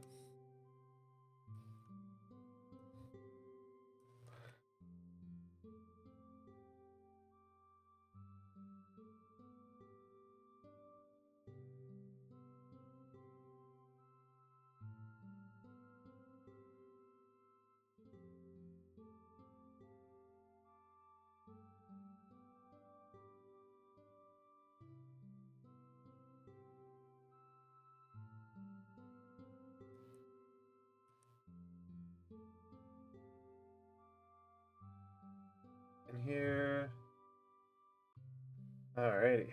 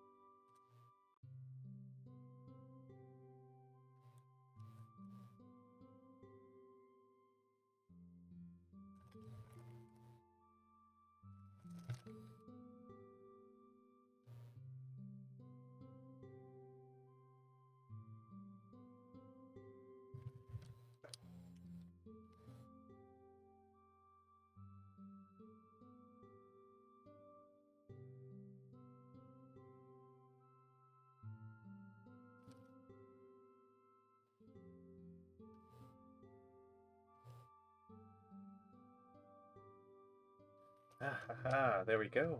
There we go. I do need to go back to the white because it's bothering me that I missed some spots. Definitely something I should wait until I get into the touch-up phase, but here I am, right? Here I am, and I am what I am, and what I am is a guy can't leave well enough alone. Righty. And let me move some things around here a little bit. There we go. And the right side of my desk is so crowded, guys. You don't even know how crowded this is. Dreadful.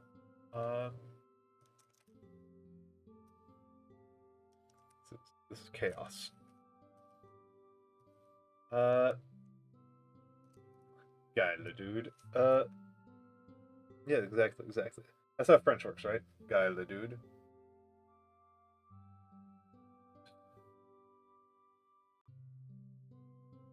Also, how is the focus? I'm doing manual focus.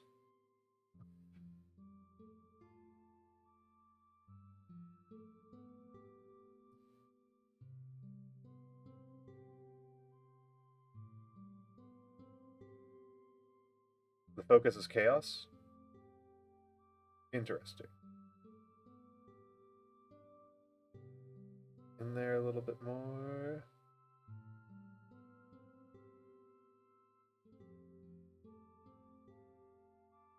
And over here a little bit more.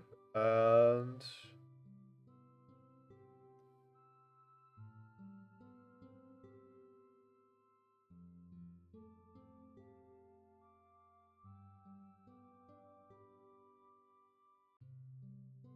I am using a Logitech C920E, which, frankly, I'm not super satisfied with.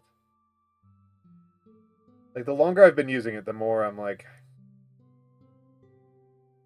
there's better cameras. I could have gone for like an Elgato or something like that.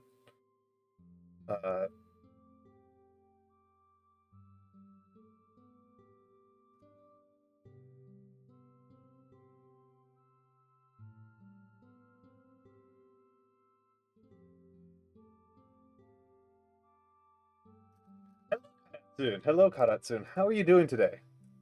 How are you doing today, Kara?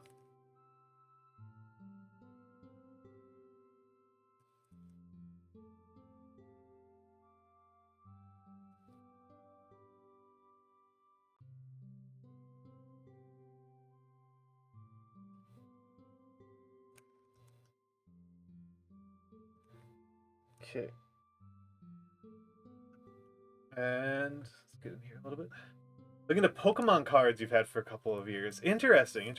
Pokemon cards were never really my thing, right? Like I think I'm just like I'm a little bit old for Pokemon. Like I know people my age who are kind of into Pokemon, but like it definitely feels like a younger person thing to me. But my mod, Space, is really into Pokemon cards and has been posting a lot about it on the Discord.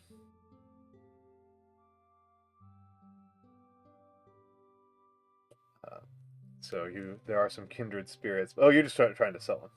Roger. I have no idea, right? So yeah, you're a kid.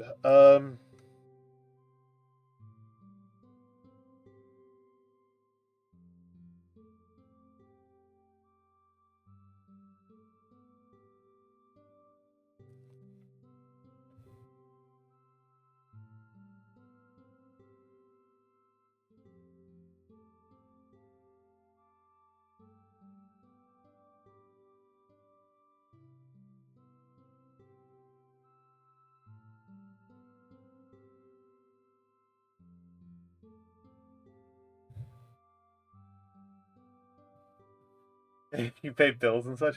I know, right? Isn't that fucked up? That's child labor. It's like a child labor violation.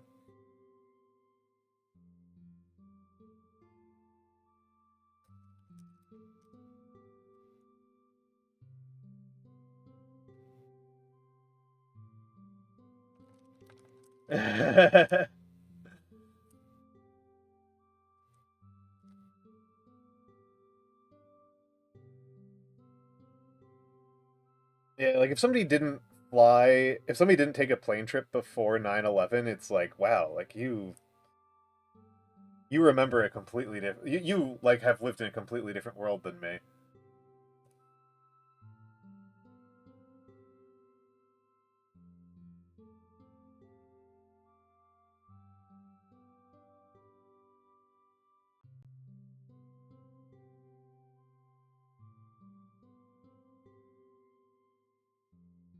Hold on. This is gonna be like one of the harder parts to do, and I definitely made my own life harder here.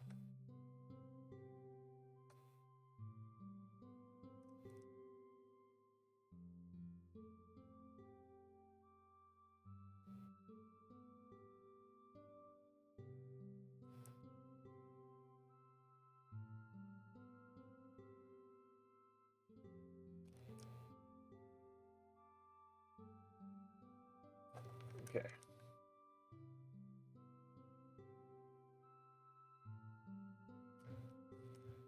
The movie came out before 9/11. Yeah, yeah, yeah.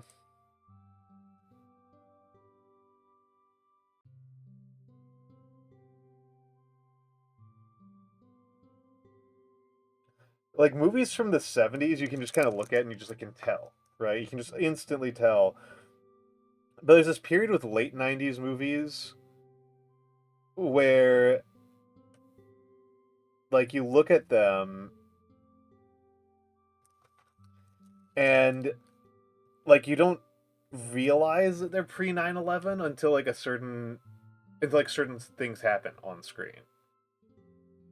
Right? Like people will just like walk to the gate without a ticket in an airport and you're like, "Wait a second. What are you talking about?" Uh,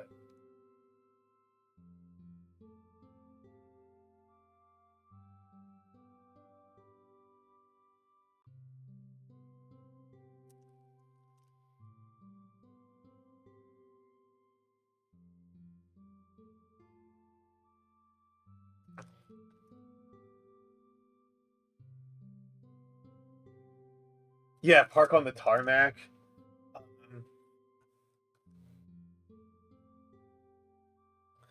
to be fair, Hunter, that is also part of Get Out, which is a fantastic film. So, oh, sometimes that just happens. Um,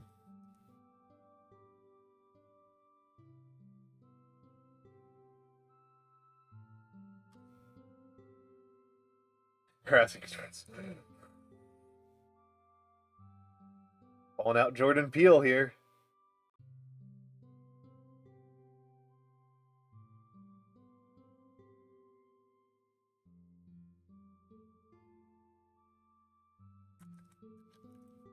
Uh,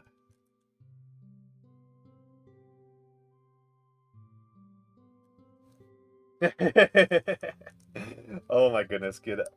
That would be really funny if Get Out 2 was just like a comedy about the TSA agent.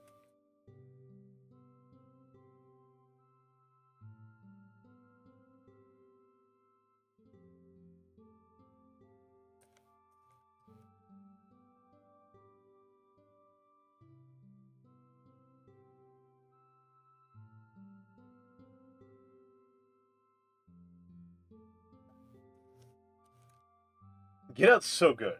Get Out rules. Very fun movie.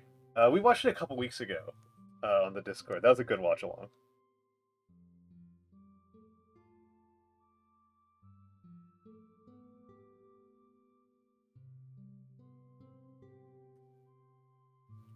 Let's get in here.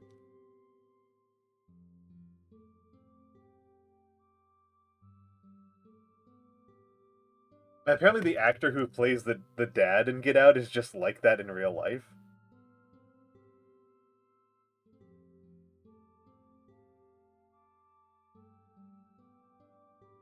Like apparently he just like has those politics in real life. It's wild. He's like actually like an I would have voted for Obama 3 times unironically guy.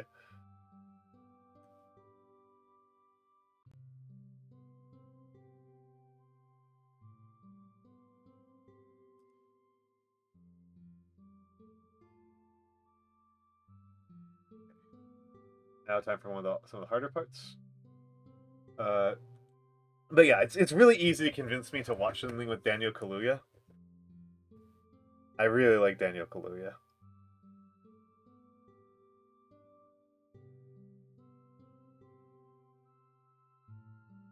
Best Black Mirror actor. Ever since Skins, which I think might have been his first thing. Like I really liked him in Skins.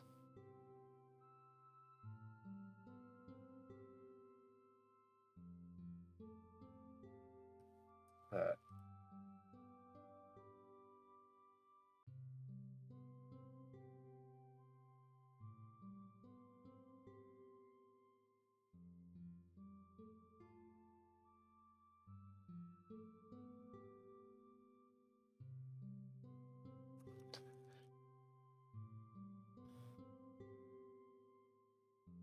uh,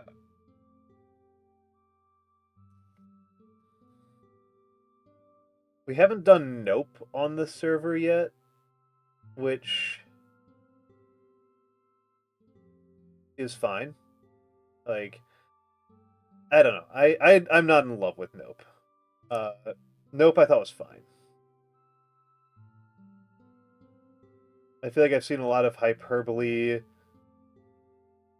about it being like the best movie ever and the worst movie ever, and I don't think it's either of those. I think it's a good movie, uh, but not the best movie. All right.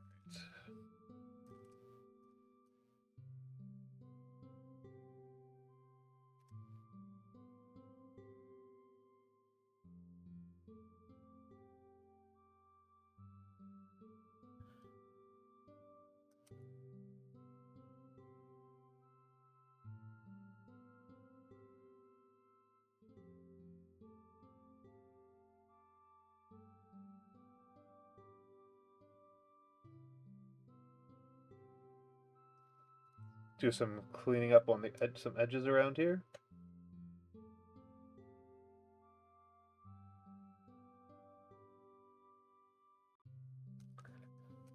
Clean up some of the edges, and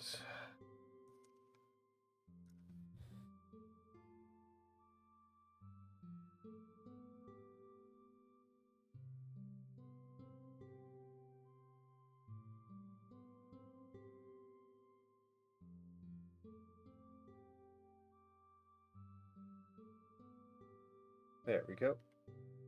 And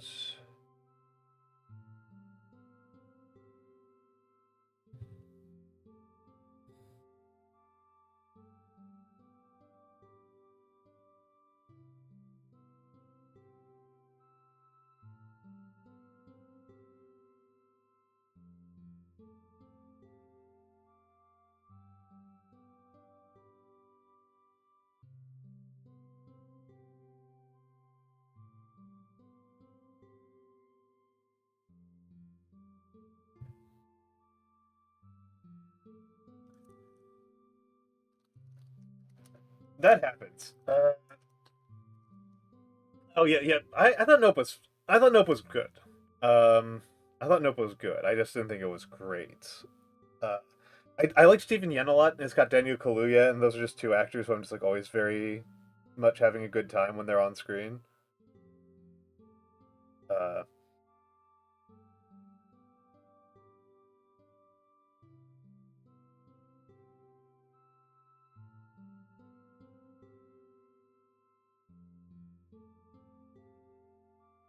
Apparently, Kaluuya was in a romance a few years ago. It was just awful.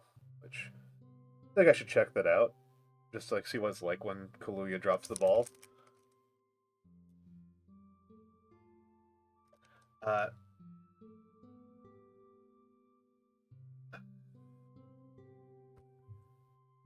think even I don't think I mean I've got like nieces and nephews, right? So like and they're like I have like a like a 5-year-old niece. So like she was clearly born after the year 2000. Uh,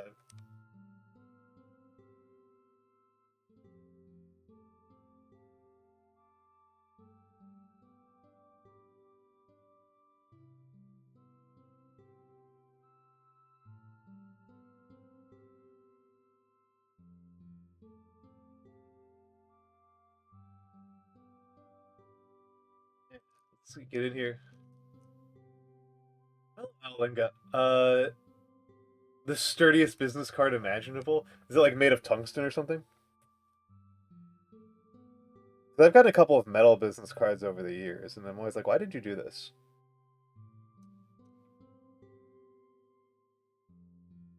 Like, I barely even look at my own business cards.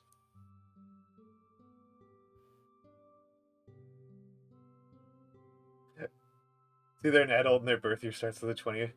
Incredible, Aspen. Beautiful. Beautiful.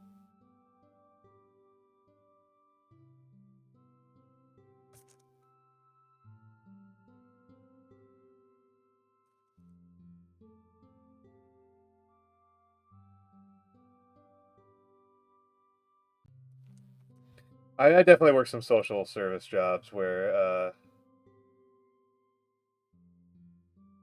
I don't know, you kind of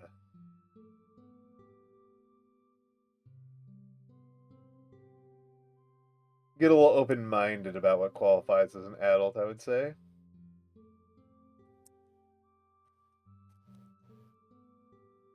Very thick cardstock. They gave you they gave you a business cube rather than a business card.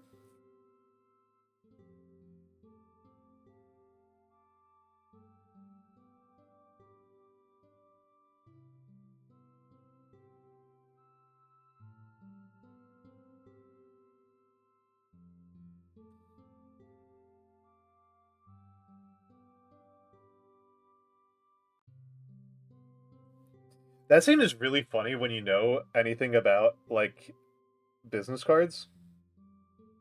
And like I know people have done a bunch of postmortems on that scene from who like are even more knowledgeable than me. Um, but it is just like deeply, deeply funny that it's like they're they're doing an awful job.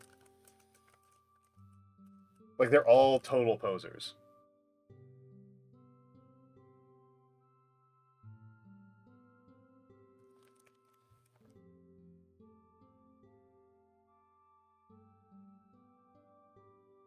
And I don't know, that's just deeply, deeply funny to me.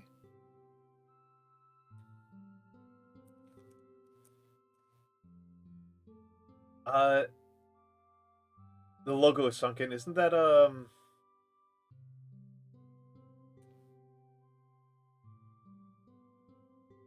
what's the word for that? Oh crap. Misstroke. Misstroke. Uh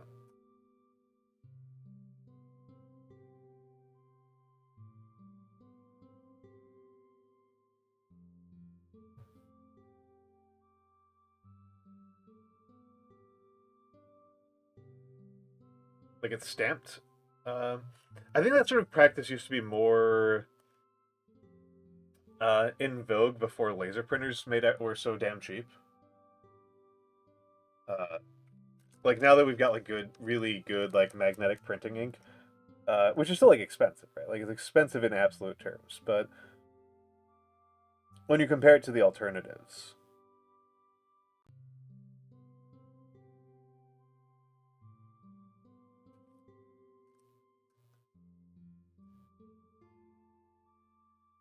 stamping and crimping.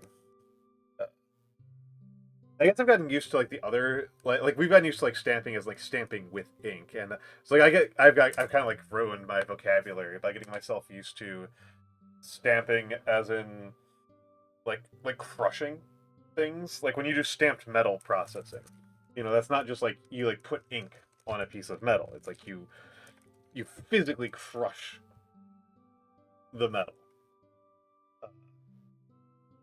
into a new shape. Oop, making a lot of mistakes here.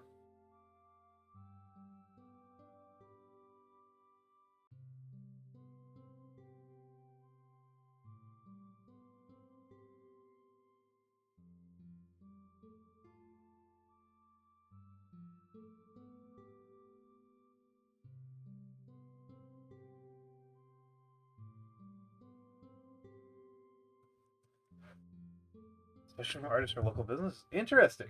Interesting. Interesting. I am not much of a collector in general. Because I don't have a lot of space, right?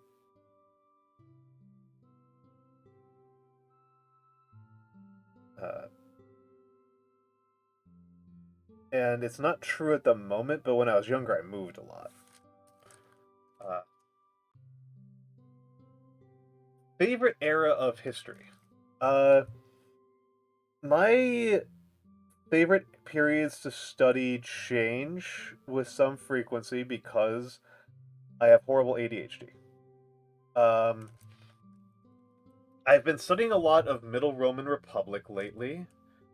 I have a long fascination with the Song Dynasty. There's a lot of things about the Song Dynasty, so, 900 to 1100 in China that I really find fascinating. I think on balance, my favorite to study lately has been the Bronze Age. I don't know, there's just something about the Bronze Age. The Bronze Age is really captivating to me.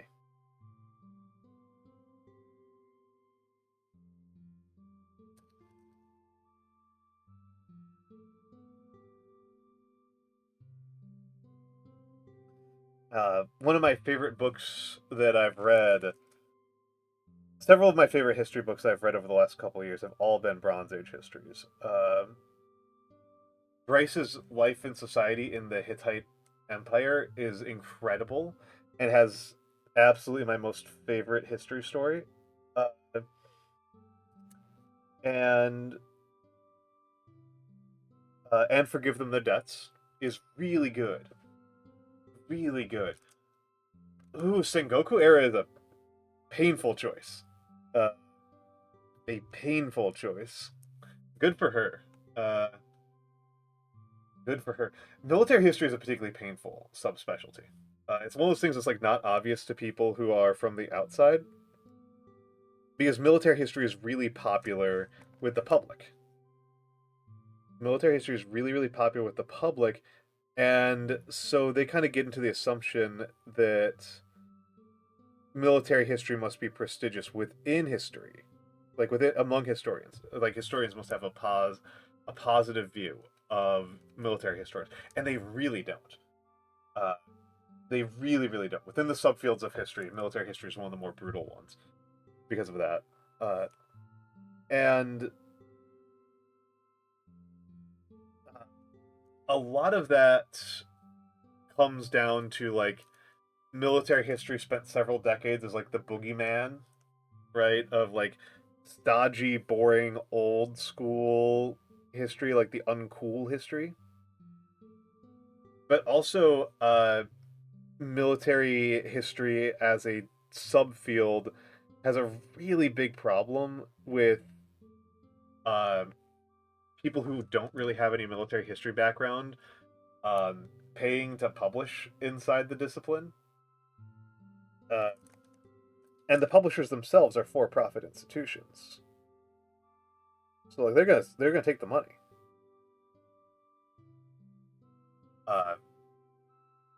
And it just winds up not being a problem if you're like a social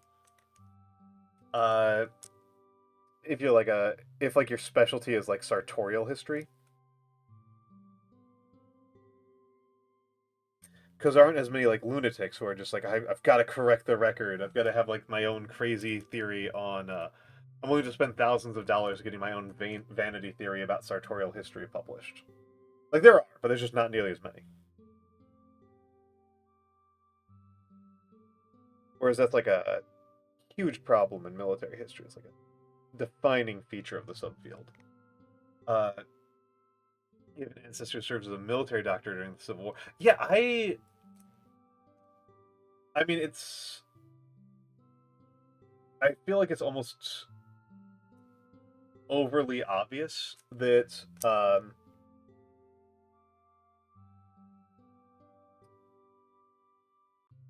the reason why you get taught history in public school is because it serves the interest of the people who write public school curricula. It serves the people who fund public schools, right? Like they don't just do it because no reason. Like they do it because they have a vested interest in, you know, in legitimizing the power structures that they have wound up on top of, because that's how power structures work. And so you actually spend a fair amount of time in higher level history, like unlearning bad habits. And I remember reading a quote from Dianne Feinstein, a U.S. representative who is one of the more liberal, you know, like an arch Democrat type liberal. And her stance about history as a discipline is that history should be just about like the memorization of facts and figures. Like that's all you should do is like memorize facts and figures, and then at a lower level, it's about teaching, you know, the grand narrative of American success. And you know, in graduate school, this was like a real downer, right?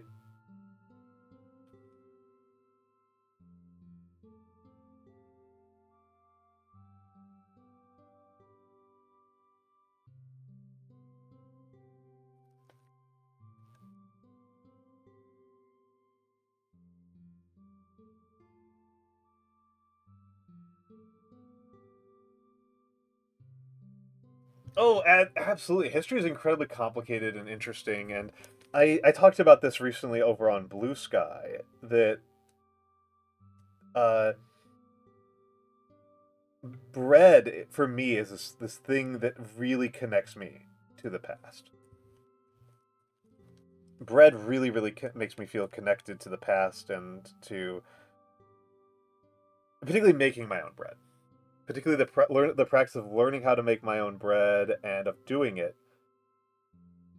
You know, it's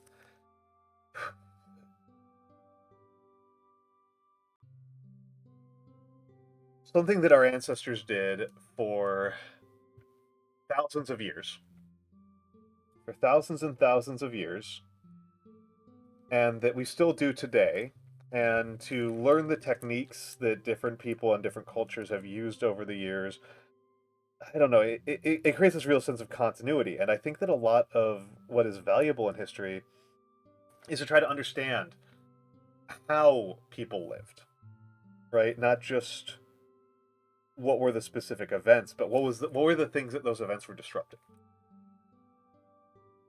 What were the things that those events were disrupting? Because there's a really famous Twitter joke that I really like, that whenever something is a like kids these days phenomena, it's been around for thousands of years. And whenever it's a brand new thing that's never happened before, it's so old that we don't know how to talk about it. And I don't know, I find that a very deeply funny set of connections. Uh, very deeply funny set of contrasts. Uh,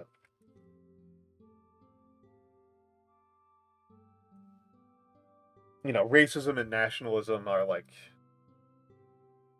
we actually have like dates for the invention of nationalism. Like it's like a really straightforward. Nationalism is like very recent, and like we have the guys who talked about inventing it.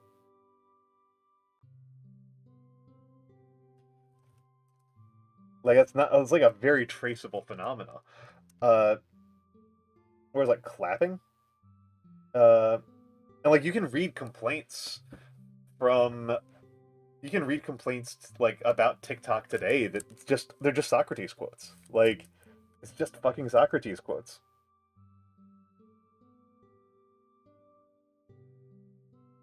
Somebody took a Socrates quote and translated it into English, and then add the word TikTok to it.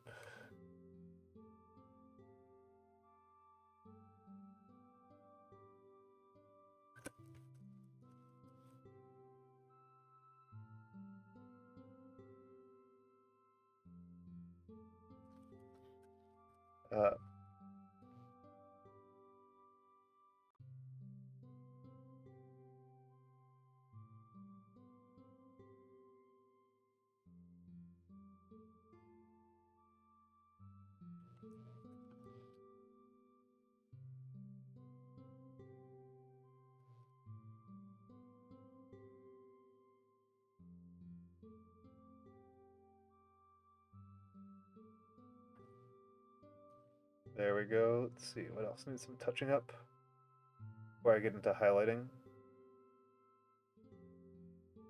Alright, hold on. Skibidi allegory of the cave, of course. Exactly.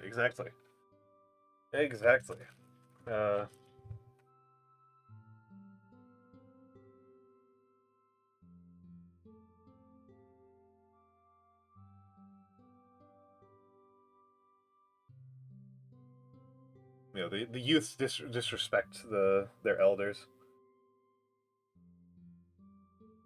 I'm at the level of old man where like Skibidi is like doesn't do anything. I feel like young people are bothered by the Skibidi stuff. It's like whatever. This is just keep on trucking. This is, you know, this is Gen X had memes like this. Boomers had memes like this. Kilroy was here. Crap. Like whatever. You know, it doesn't. The Skibidi stuff doesn't get under my skin at all. And yeah, exactly. Exactly. Like we literally cannot find sources that are old enough that people aren't complaining about the youth disrespecting the elders. I've had conversations with literature editors where it's like, this is, I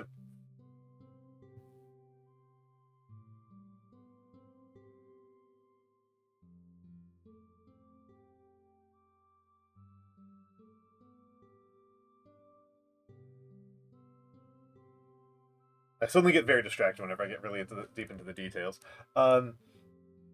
Like literally every generation complains about the youth disrespecting their elders.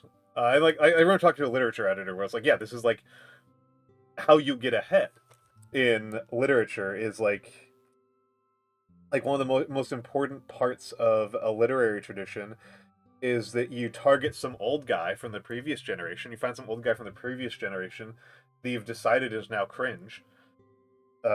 You've decided is cringe and fail and fell off. That he was at one point in the past a good author and now he's not, and then you write about it. You know, that's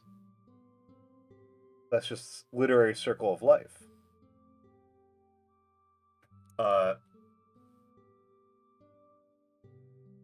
People posting cringe and cave paintings for sure. Alinga, I actually read a article recently about something that I found very grotesque. I didn't like it. But about hand mutilation as a cultural practice, non-medical hand mutilation. So like we've got skeletons of people who have like cut off fingers or parts of fingers as like we don't know always. We don't always know. We sometimes do. But like, so if it's like a Stone Age thing, we don't know. And like I remember one where it's like we have this one skeleton of a young woman who cut off her fingers there. You know, who not on every finger, but her two pinkies. And like she's the only skeleton that we have that did that. And like, is it possible that it was?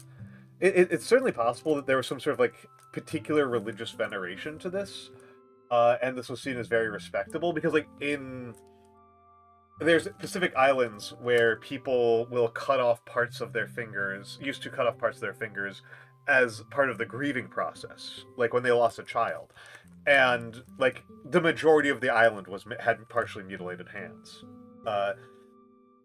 But this was the only one that we saw that had this, and it's like, well, maybe all of her neighbors thought she was cringe. Thought she was being melodramatic and cringe.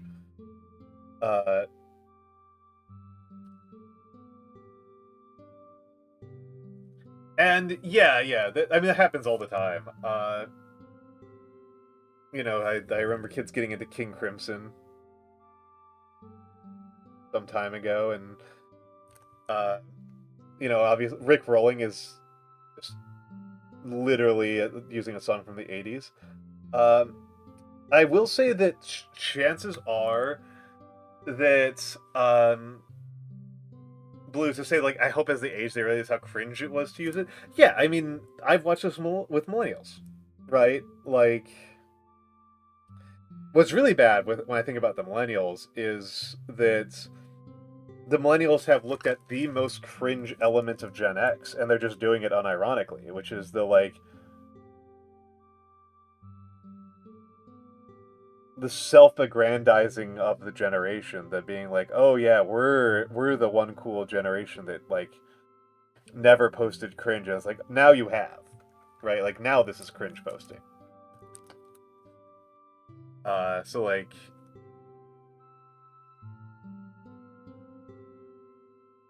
I wouldn't be too optimistic, right?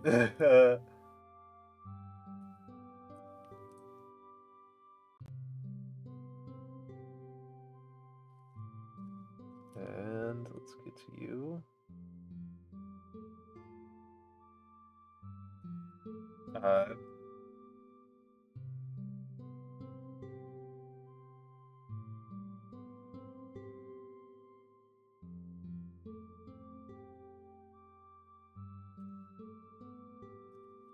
One of these I missed the back end on, the backswing on. Up.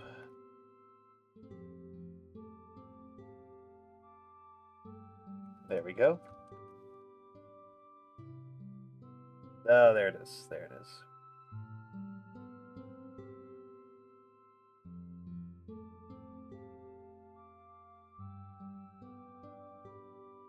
There we go.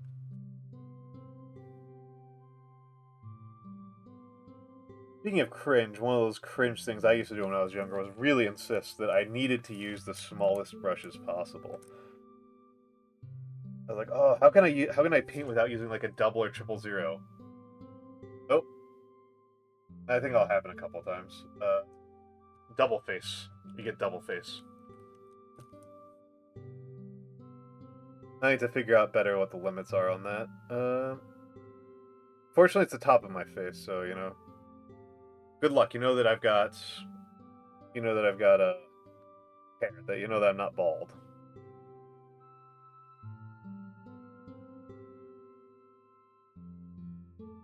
Of course, if I was really good at OPSEC, I'd wear a wig.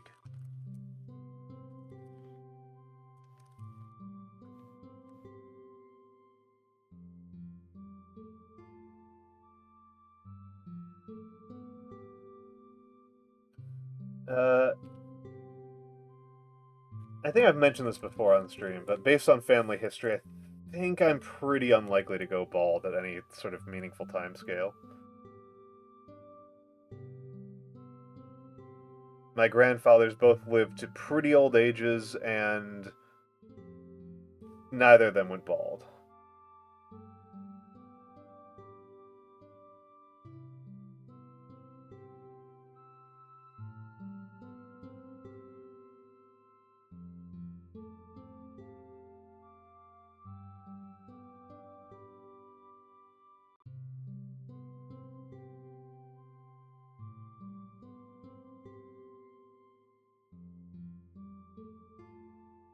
Okay. There's not, because I don't actually have a bald model. Mistakes that I made on ordering this model were to not order bald, and not order nude. Yeah, again, neither of my grandfathers went bald.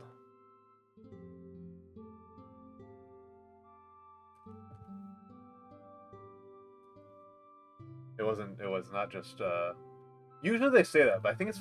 I feel like it's got to be slightly more complicated because, like, me and my brothers have different hair patterns.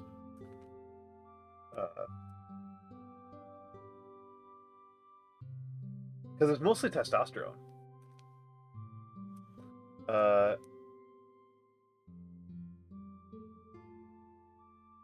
Like, that's the big thing that drives male pattern baldness is testosterone. So, if you're taking T supplements, you're gonna go bald a lot faster.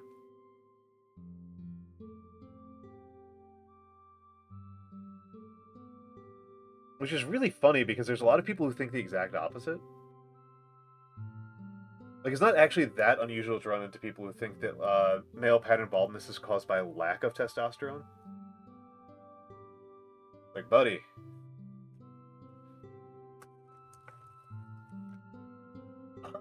I don't know. I'm not. Biology is absolutely not one of my strong suits. Oh, Lenga. The only parts of biology that I ever really liked studying were like paleobiology stuff. I had a job that I didn't respect very much for a few years. And so instead of doing my assigned job tasks, I would just kind of read the Wikipedia for extinction events.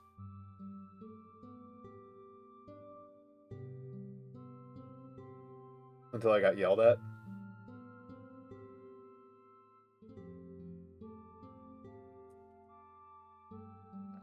I suspect my choice of focusing on extinction events was probably partially psychologically motivated. probably partially motivated by the mood I was in.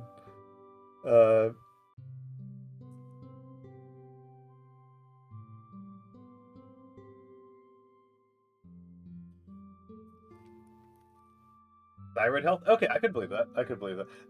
I am pretty confident that if you're taking testosterone supplements, that will actually have an impact because I do know some guys who have used testosterone supplements for muscle building, and you can tell, right? You can tell.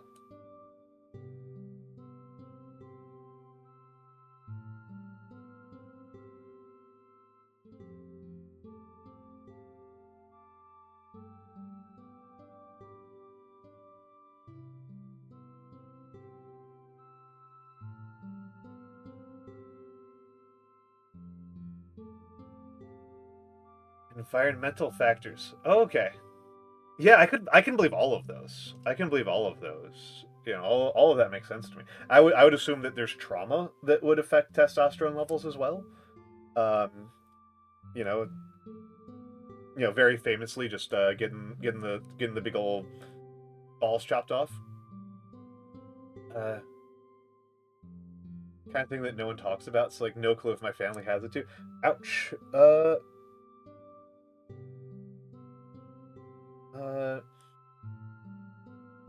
I am fortunate that my family is pretty good about talking about health issues. So like, it was not like weird when I started having depression and depression issues, because like we were like, oh yeah, like that runs in both sides of the family.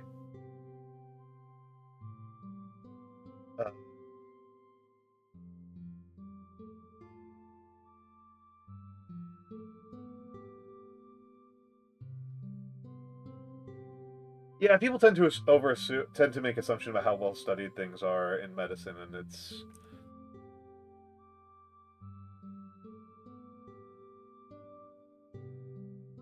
the thing about studying any academic subject is that what really drives it is curiosity. Is like that's really the biggest factor, right? Is the curiosity of the academics involved. This is pretty small. Hit the wrong paint pot again. That's a very silly mistake. Yeah, because if you're in medicine, like, if you're a doctor,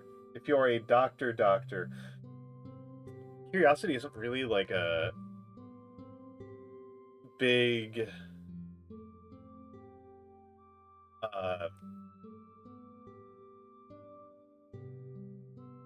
is kind of a detriment to being like a doctor in practice. Like you're really relying a lot on received wisdom. And so most of our medical studies get done by MD PhDs. And MD, like, as the name might suggest, being an MD PhD is a lot of school.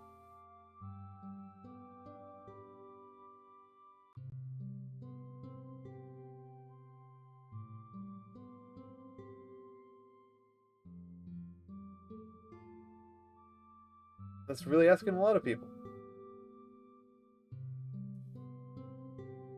And you're allowed on the soapbox. You're allowed on the soapbox. We started off today's stream with quite a bit of soapboxing from me, so you're allowed to get on the soapbox.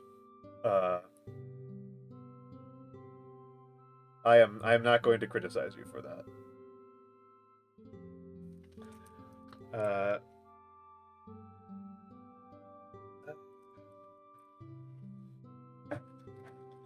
Soapbox is it's a phrasing in English that's kind of metaphorically used as a rule.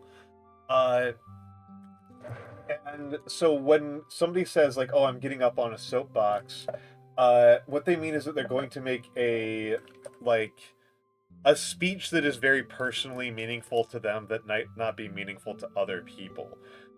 So the kind of archetype where it comes from, the metaphor that it's using, is that people would go to the would go to a public. Yeah, it used to be literal, but that's exactly what I was going for. Yeah, the metaphor derives from the literal practice where somebody would go to a public space, like a public park, with a crate, a soapbox, and stand on top of it and start shouting. Getting preachy is kind of in there. Yeah. Soapboxing is generally seen as kind of a little bit more... It's intended to be like a little bit more like humorous and self-deprecating in tone, as like a phrase. It's got this kind of connotation of like I know this is only really interesting to me, is kind of the connotation. I'm gonna test something out here. I'm gonna test this out and let's see what happens.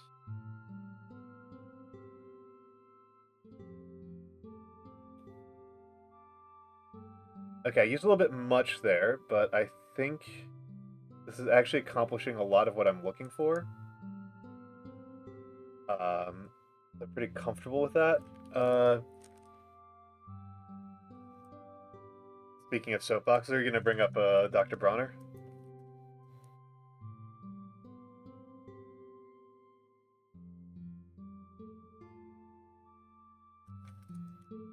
I thought you had recently about elves in warfare. Let's hear it. Let's hear it.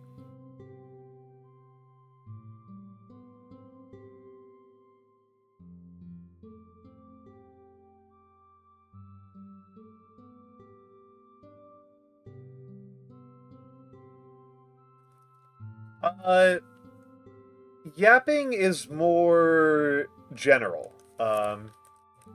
Soapboxing is more of a monologue. It's less responsive. Yeah, it's got a different connotation. Yeah, Mara, I'm not gonna lie. I'm not gonna lie. And it is very when this is like when I talk about the differences between English versus other languages, me and Terakawa got into it really rough the other week.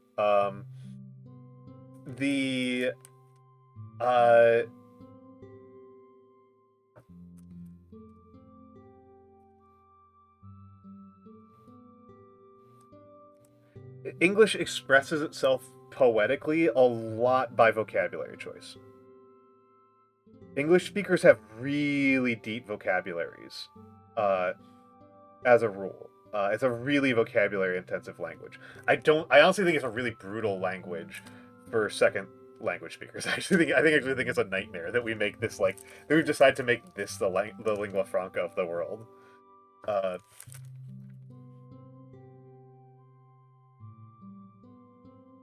Having severely limited numbers by very nature. Yeah, would influence your military doctrines. That's true. I feel like most fantasy games don't really think very hard about these things.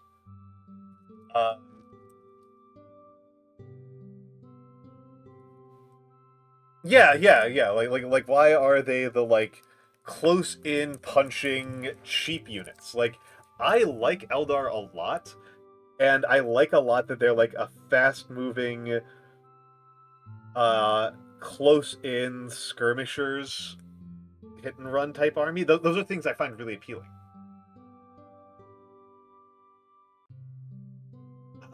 Wow, interesting. I wouldn't connect soapboxing and boycotting. I mean, a lot of people who soapbox are soapboxing, telling you to boycott things. Uh,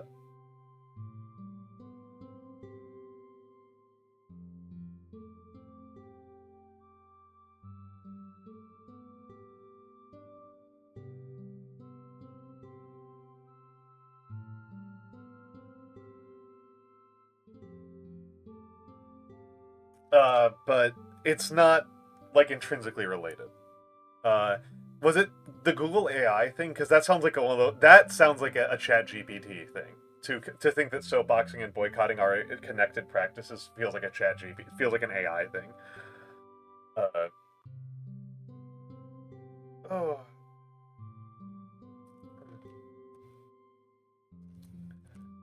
That's fair. That's fair. I was just wondering if it was like the AI summary at the top of Google that did that. And of course, like the thing is, when you're using Google, it's just very hard to evade AI. Like a lot of the websites will connect them.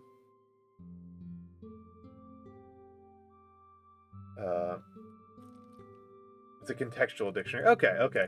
Um, Again, like a lot of times when people are using are soapboxing, they are calling for a boycott, but it's not like an intrinsically practiced thing. Like,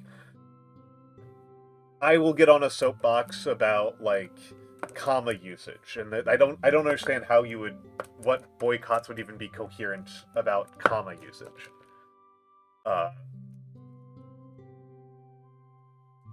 so yeah, but yeah, English is brutal. I'm not gonna lie. Like I do think it's kind of insane that we've chosen this language that's like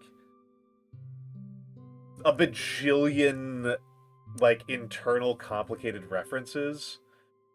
Uh,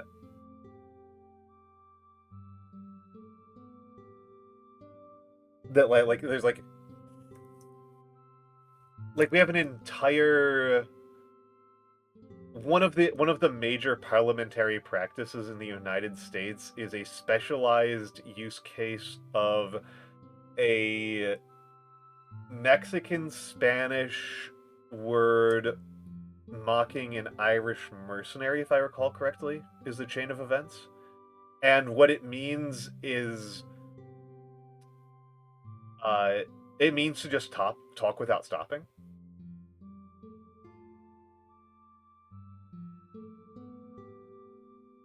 I mean, you can soapbox to promote. Like that's the thing. Like you can, you absolutely can. That's what Alalingo was doing.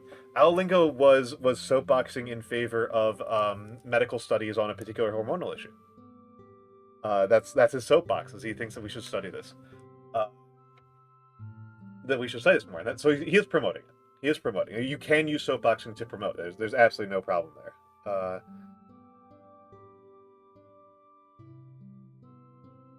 It is such a ridiculous language. Yeah, I am really sorry to all ESL speakers. Like, one of those illustrations that I like to use to demonstrate how much like again, like I say, it's a very vocabulary centric language. It's a very vocabulary centric language. Uh, and an illustration that I like is that Japanese, like if an English speaker of like college level education, like a college educated English speaker, native English speaker, will have a vocabulary of like 30-ish thousand words. And a similar level of education for a Japanese person speaking Japanese will be like 5,000 words.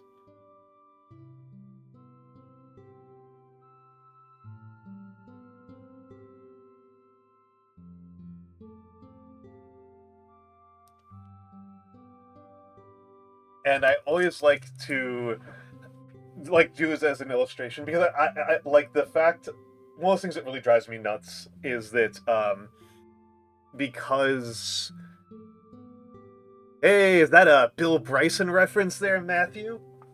Yeah, Bill Bryson did a very good book about this called The Mother Tongue, which I think is what Matthew is referencing. And the I want to get like a little color around here before I do the blue on top, and I'm really struggling to get it in there. Sorry, I hit the microphone. Sorry, I hit the microphone there. So yeah, it's just so one of those ones I always like. I really get mad about reading manga where they're clearly doing one Japanese word equals one English word. Because the way that you express class and position and emotion in English is very much done via vocabulary choices.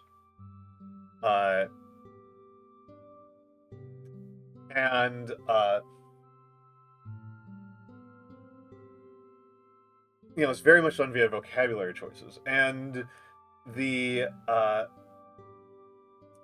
okay, those vocabulary tests. That's what. Okay, so you've had about 27,000 in Russian.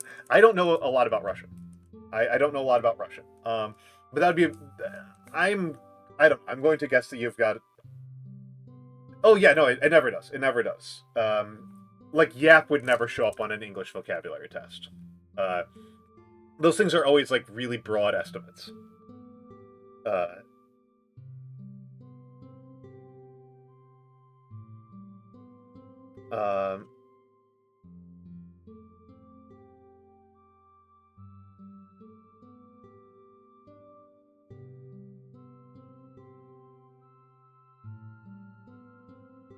Those things are top 0.1%. Okay, cool. Again, I don't know enough about this. I don't know enough about comparing Russian and English. Oh yeah, no, it's. Well, and also we have like awful ones. Like there's some absolutely awful ones in English. Inflammable is just like a nightmare word, which is a real big problem because we use it for safety. That's a really big problem.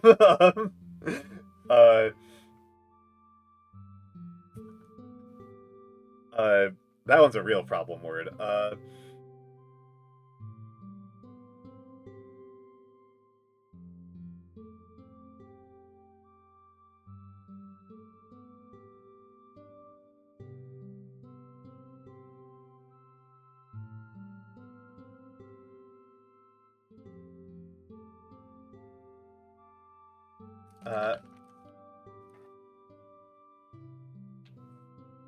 Yeah, English is very much, like I said, it's very much word choice. And it's like a very straightforward example is, isn't and ain't mean the same thing. Isn't and ain't just mean the same thing. But you use them to, you use the difference between isn't and ain't to indicate, like, seriousness and class and humor. But otherwise they mean the exact same thing. They have no differences other than like connotation. But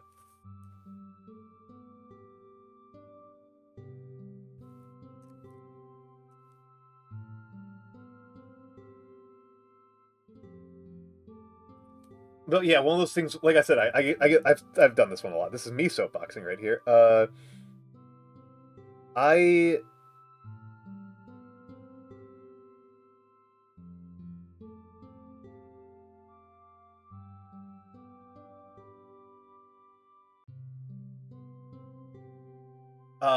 So like when people translate from Japanese to English, and treat treat it that there's only one English word per Japanese word, you get absurdities like in the official translation of Chainsaw Man. In the official translation of Chainsaw Man, there's a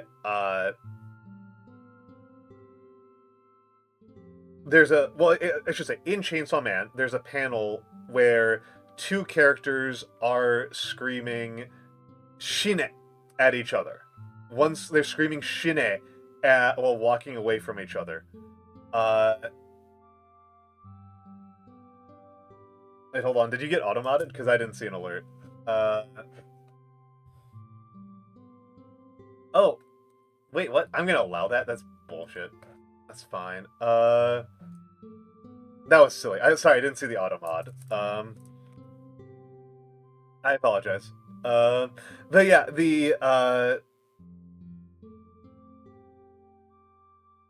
well, it's because Twitch properly knows that the English deserve nothing. And we'll get nothing. Hold on, let's get...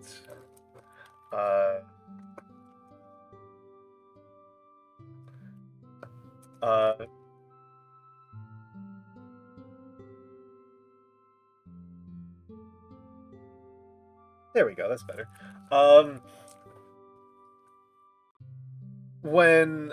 So, like, in Chainsaw Man, right, they have this panel where two characters are walking away from each other while screaming "shine" at each other. "Shine" means die. It's the imperative form of "shinu," "shinimasu." It's the imperative of "shinu," and so it means it's commanding somebody to die. And the thing is, like, in English, that's not really harsh.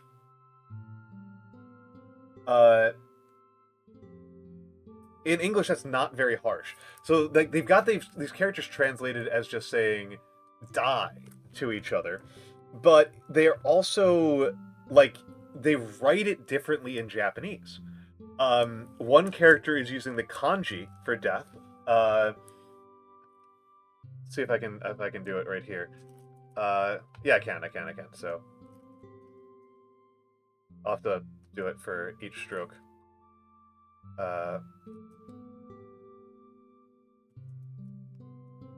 So yeah, shine. Well, I would say it's even harsher than that. It's so, like, the girl is using this, and the guy who is supposed to be less educated and less serious is speaking not even in hiragana, he's using katakana. And so I would have translated what he said as "fuck you, bitch." That is probably closer to the appropriate level of harshness. I would say that's on the lower bound for what he was saying. But, like, he should be sounding like Jesse Pinkman, right? He needs to be he should be sounding like Jesse Pinkman, not like a 5-year-old. And I would probably translate what she said as either, like, die in a fire or suck my cock. Would have been how I would have translated it. Well, I mean, perish is also not, like, that harsh. It's definitely harsher than die, but it's not that harsh. Like, the harsh ones in English would be, like, fuck off, suck my dick, go choke on a dick, you know, I'll fuck your mother, yeah, go fuck yourself. Those are all, like, way closer to shine. Fuck off is way harsher than perish, though. It's not that harsh, but it's much harsher than perish. And it also comes off a lot in tone, right? Like, I was emphasizing how much we use vocabulary choices. Yeah, I mean, yeah, if you mostly consume American media, it's not obvious. Because, like, American media is always keyed up to, like, a 9 out of 10. Everybody's talking at, like, a 9 out of 10 all the time. It's like if you learn English via, like, our movies and stuff, like, yeah, you've gotten used to, like, our 9 out of 10 level, like our 8 out of 10, 9 out of 10. You know, it would be like learning Korean from, like, Korean dramas, right? Or learning how to speak Japanese from anime. as opposed to learning speak Japanese from game shows.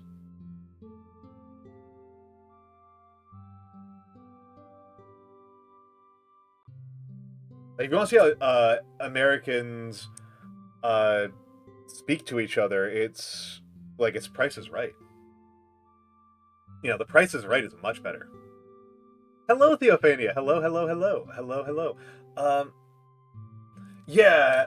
Well, I mean, also, like, even within America, there's obviously differences, right? Like, I'm a New Yorker, right? I say this a million times per stream. I live in New York. New Yorkers say fuck you all the time.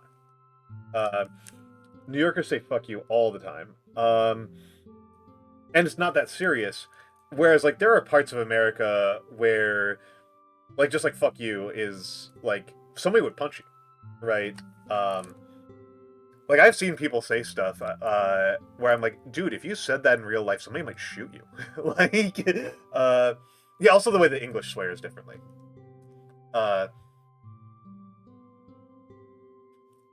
Yeah, I am walking over here. I am. I like the Finnish swears, I'll be honest. I find the Finnish swears very cute. The Finnish swearing, I think, is very cute. I like their swears. But yeah, like, Japanese swears are, like, they feel very diminutive when you translate them literally. Theophania, you got it wrong. You got it wrong. I am not from Chicago. I don't live in Chicago. I did live in Chicago for a lot of my life, but I'm not. I live in New York. We don't. Deep dish is not. We don't do the deep dish here. We do the thin slice. We got the street slice. New York is street slices and halal carts.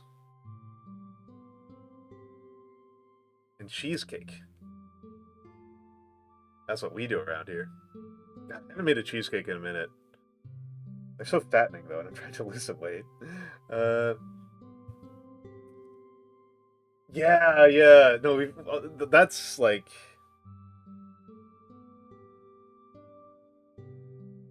Yeah, we do...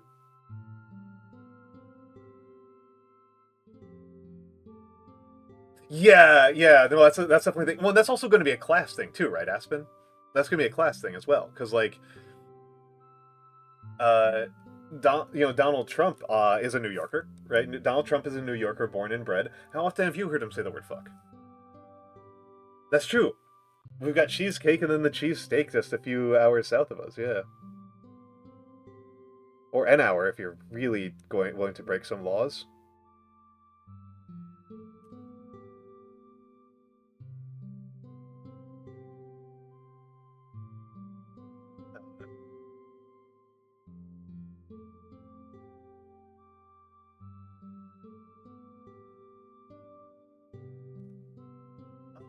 From what I hear from people who talk to him, he's not that different when he's speaking in public, except that he uses the N-word a lot less.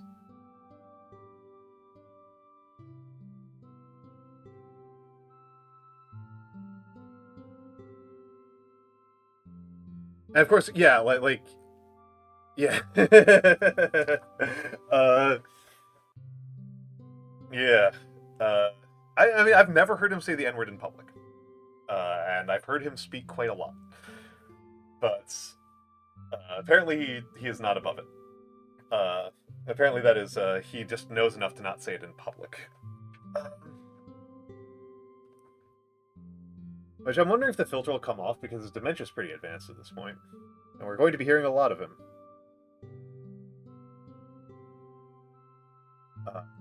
Like, you never really hear him say like fuck, right?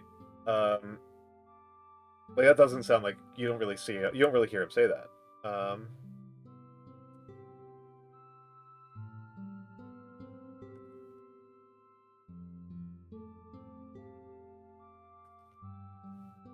There will probably be a hot mic one of these days, yeah.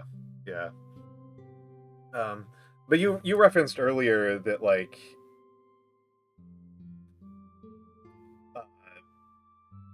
yeah, probability's pretty high. But Blue said earlier about, like, differences about vocabulary between different areas, and, like, the C word's a big one. I don't know. I think he's just got too much of a high-class education, to be honest. I think he's just too educated. I try to avoid that word. I'm willing to use it for, like, illustrative purposes when I'm talking about, like, Jesse Pinkman. It's not one of the ones I'm, like, that far above on using, but, like, I don't, like, naturally use it in my language. He clearly hates women, but, like,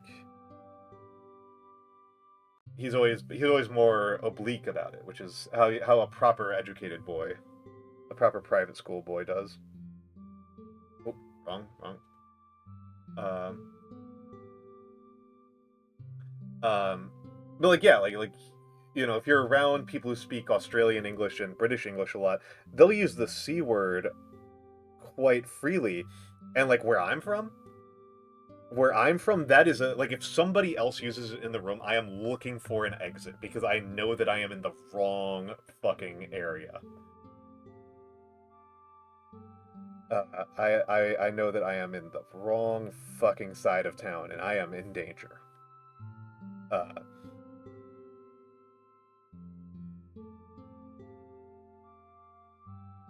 Like, people like me are simply not welcome there.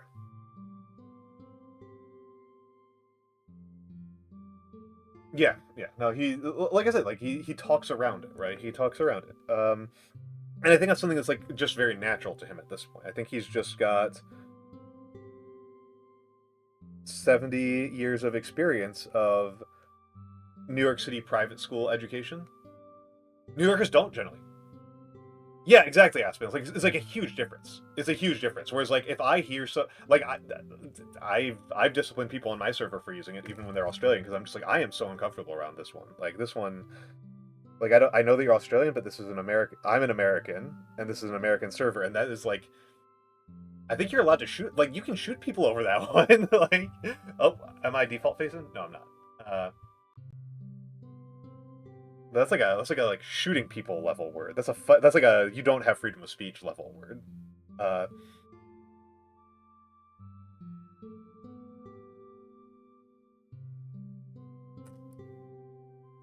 Yeah. No, in America, it's like one of the harshest words. It's like not just like a harsh word. It's like automatically political speech.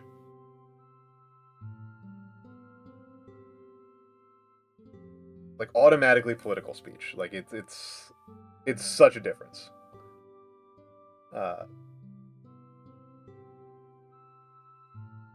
Yeah. We actually, this is a fun one that people might not know about. There's actually a legal doctrine called the fighting words doctrine. That if you say something inflammatory enough, and if somebody attacks you for saying something, but what you said was so inflammatory, you're the one at fault, right? Like that's a form of like that's a legal defense. What a cat cried up. Give me a moment here. Because I am kind of locked in on getting some of this paint down on here.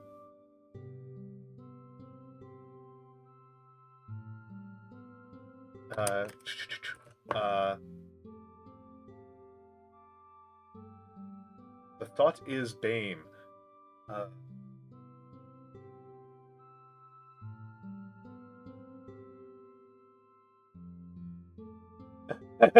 Yeah, I don't know what you're trying to say, Mora.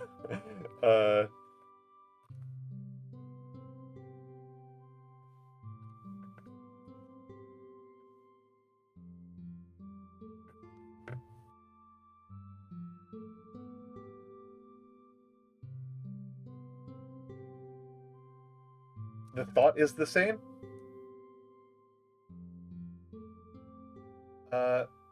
No, there's not. There's no way, Blue. There's no way. There's no way. The harshest gendered term to use against men is bitch.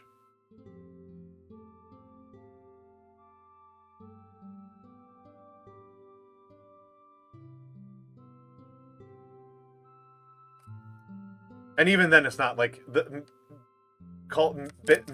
male bitch is not even the same as female bitch. It does have an interesting overlapping usage. Hold on a second, I'm going to go get... give me 1 minute, and I will be back, and I'll do this calligraphy for Mora. But I'm going to use the bathroom, and because this is a good opportunity, and I will grab something.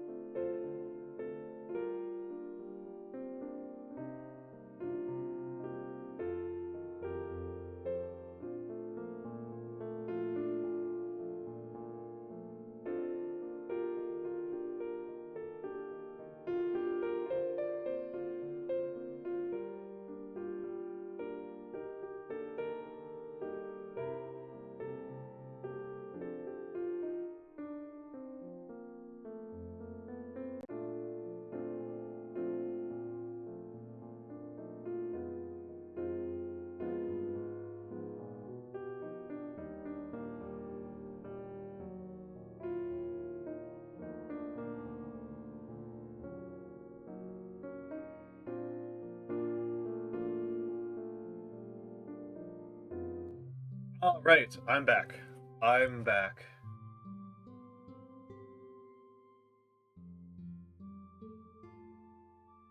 All right, so you want cults? I shouldn't pretend like I can read Cyrillic. I'm pretty sure I'm also pronouncing cat wrong there. It looks to me like cult, but cot. Maybe. Let's see.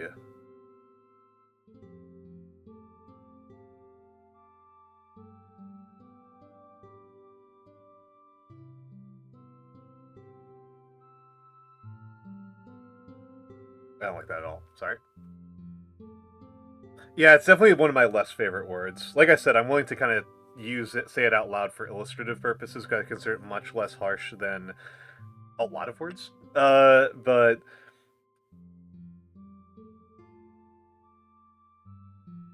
I don't think I've... Maybe when I was a teenager I called somebody the B word, but I have not as an adult.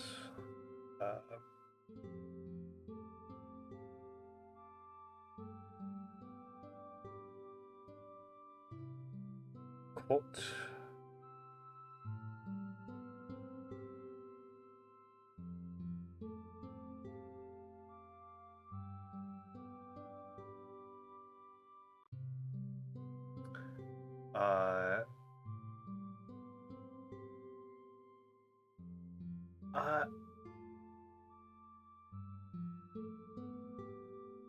Let's see, and then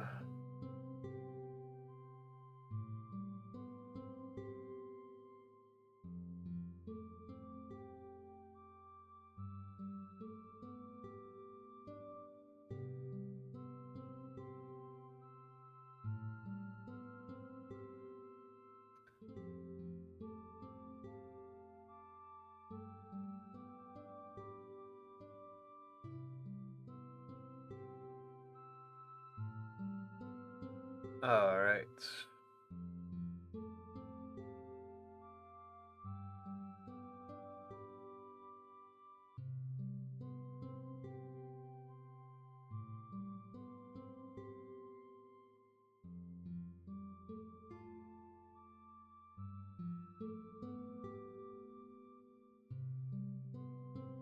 Improvising some Gothic Cyrillic. Let's go. Go. And then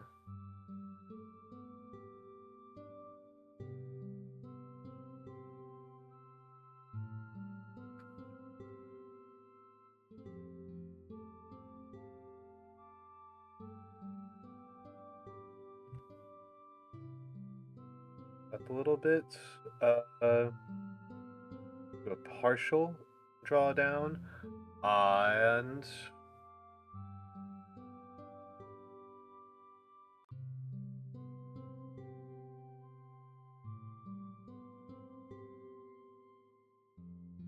then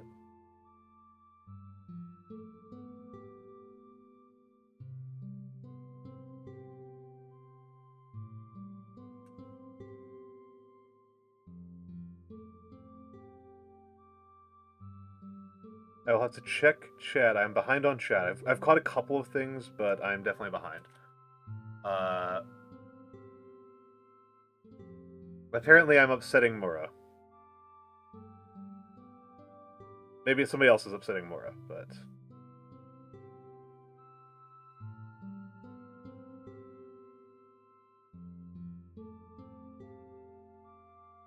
Okay, hold on, let me...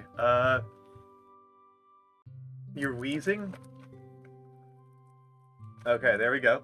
There we go. Did I hope I did an okay job. I hope it looks alright.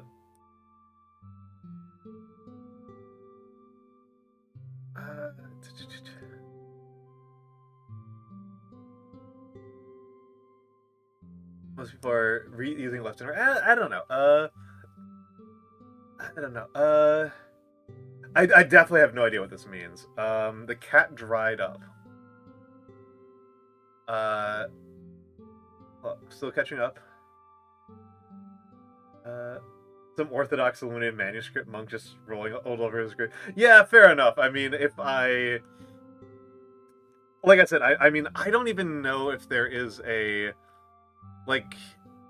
I just have no idea what scripts you would use for Russian for, like, the same era, for, like, 1300s, and, like, I am guessing and improvising on a method to kind of make this look like Gothic. This is based on the Greek pie, and I probably should have given it Samuel Payne, Hugo. All right. All right. I probably should have done that. Zamiel Payne. Hugo. Okay.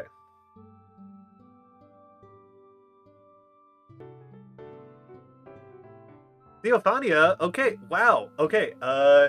You have requested a history fact, and that is also. I don't think did the subathon count that up automatically. I'm sorry, I didn't notice. Was anybody paying attention? Did they see the clock change?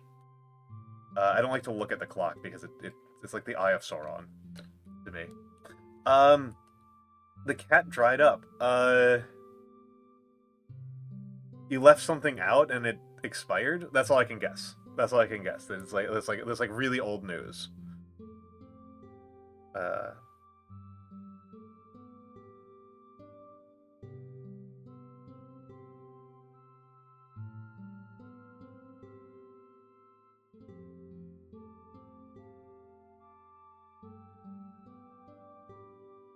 That's true. I can't. Famously illiterate.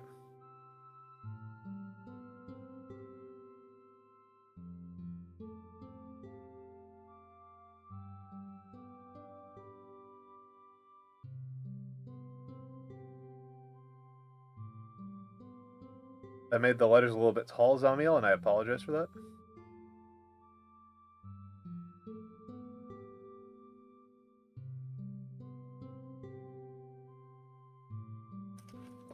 Hold up, I need to rotate this. I can't write straight on. That's crazy.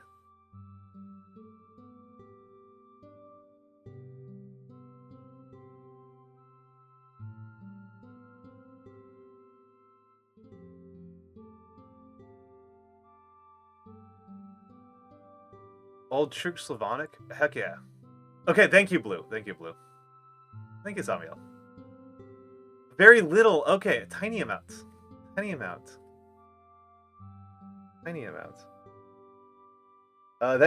Zamiel, because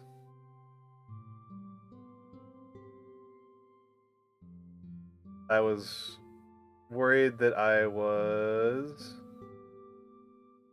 not doing very good on this one.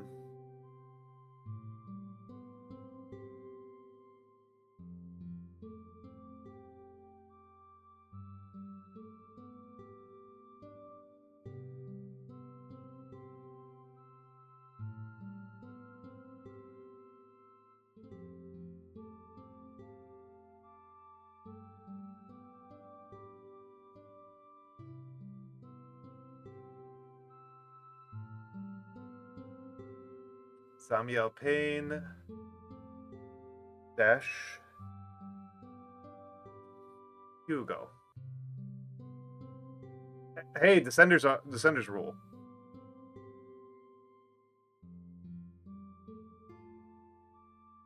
Cat cried up. I kept on thinking dried up. I don't know.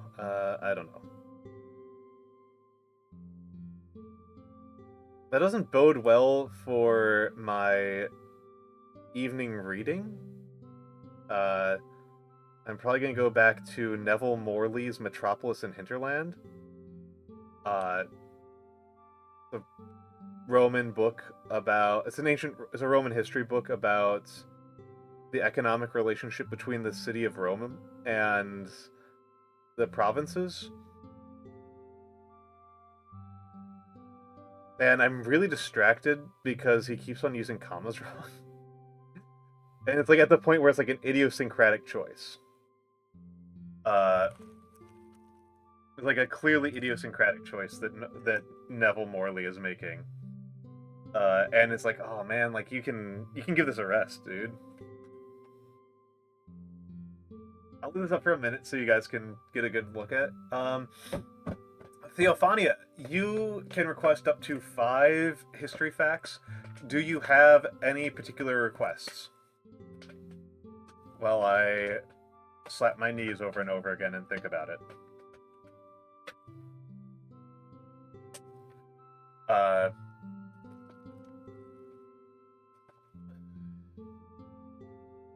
hope that, Zamiel and Mura, I hope that you got looks at it. If not, when I post recap, if I'm good, when I post recap tonight, I will include a screenshot of those. When I'm doing good, I do that. When I'm doing bad, I forget. Okay, let's.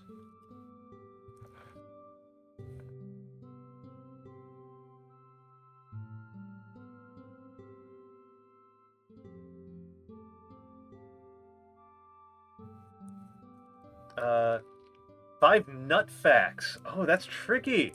That's tricky. Holy crap, 5 nut facts. What do I even know about nuts? I might have to get expansive here. I might have to get expansive here. So, like, the first nut fact that I think about is that acorns, which I don't know if those really qualify as nuts, they feel like nuts to me. Were used in yeah, peanuts are neither peas nor nuts. That is true. Nuts were used by Native Americans for making a sort of a bread. Specifically, I'm talking in the where I live, right in the Northeast, Northeast woodlands, natives, and apparently it's not very good, and it wasn't like remotely their favorite part of their diet. It was kind of a supplementary food during harsh seasons kind of situation, but they did do it. Apparently it's bitter as heck and pretty labor intensive. Better to feed the acorns to... They're a legume. They're a legume. Like lentils.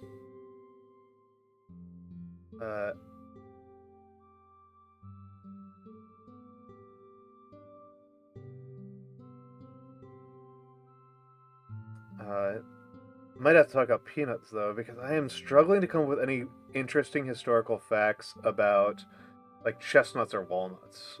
I do know that walnut is often used, has a long history as being used as a writing ink. As the base for a writing ink. I think I'll count that as number 2.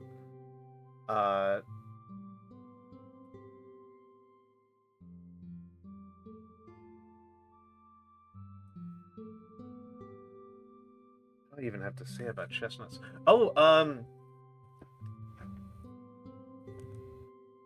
peas are like a vegetable.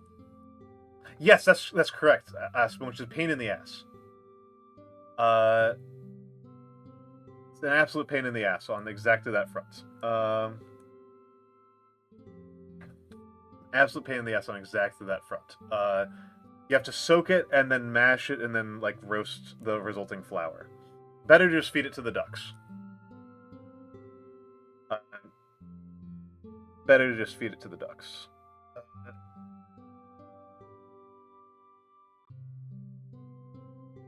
And then eat the ducks.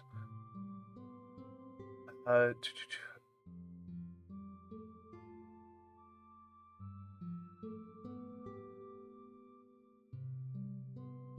do know that chestnut trees are have a kind of interesting history in trade as being one of those like really good investments. Really good investments. Even today, chestnuts are a phenomenal investment on a per acre and per labor basis. The goods transport from it very well. The wood is very high value, so you get several years of production out of the nuts, and then you can chop down the trees, and the trees themselves are highly valuable. So I know that those are another one. I think I'm at 3, and that is a more recent history one.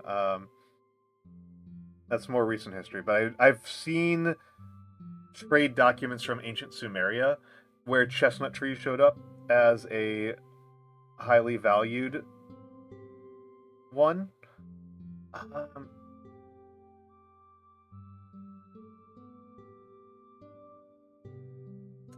Almond milk is thousands of years old. That's another nice one. That's another nice one. People often talk about almond milk as if it's a modern invention, and it's not. Oat milk has a much longer practice history. I shouldn't say longer. A much more robust practice history. But almond milk's old. Almond milk is very, very old. Trying to think. Walnuts were believed in medieval medicine to increase cognitive ability. And it's honestly believed that it's literally just because they're shaped like brains. Like, that seems to be the logic. Like, they're shaped like brains, ergo, brains. Brains better.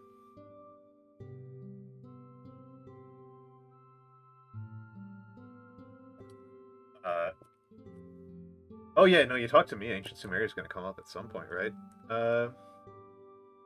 Almond tea is very tasty. I did not know that. I did not know that. I've never had almond tea. Almonds are pretty expensive. I like them, but I don't get to eat them a lot. Yeah, those brain-shaped gummies to become smarter. Exactly. God, if only nutrition worked that way, right?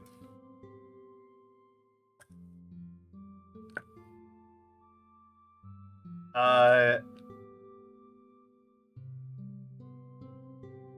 don't know.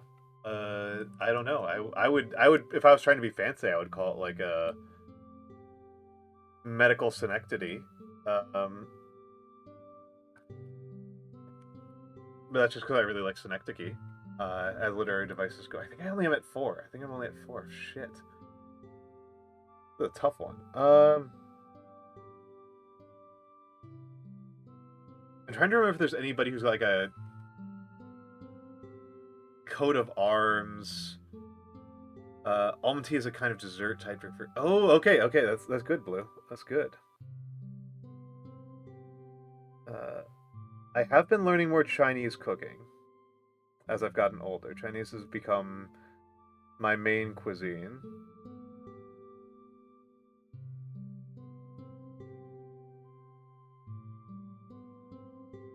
I have a bunch of huajuan in my freezer right now.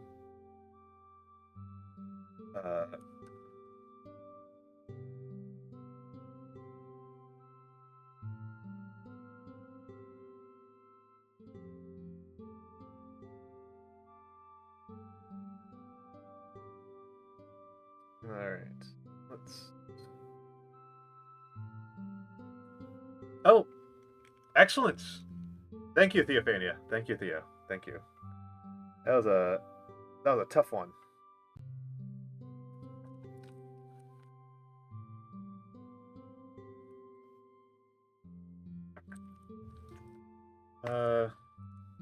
Thank you for that challenge.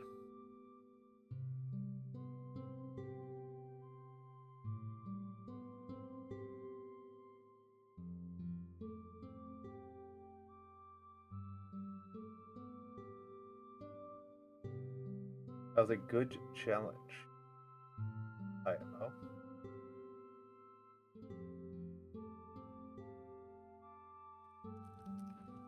Oh.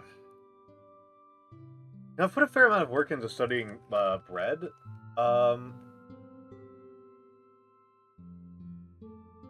But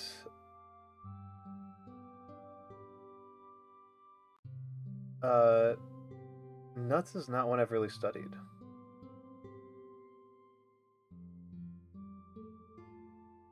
Yeah, I used to live. I've lived in rural areas. I'll be honest. I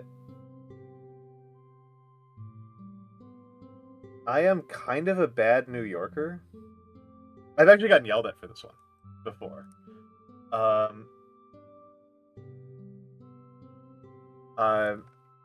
do have an Instapot, but I hate cleaning it so much I never use it. I missed the fact about these nuts. Yay!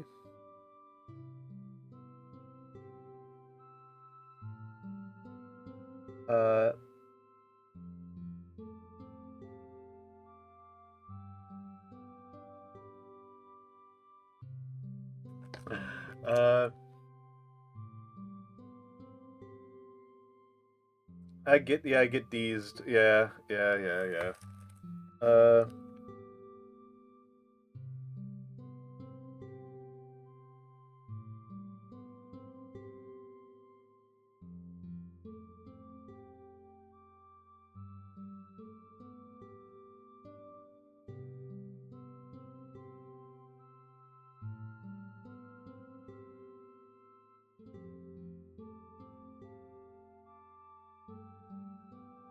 little bit of color texture just to kind of spice things up a little bit, and a little edge highlighting. Oh. Alright, Aspen, have a good night, have a good night. Kind of. We got fruit gushers, which are awful.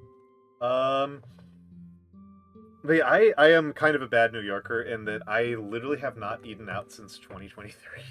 Maybe 2022. I think it might be 20... How long has it been? It's been over a year. Yeah, it was 2023. It was last time I ate out was... No, maybe it was 2022. Jeez, I'm forgetting. It's been over a year.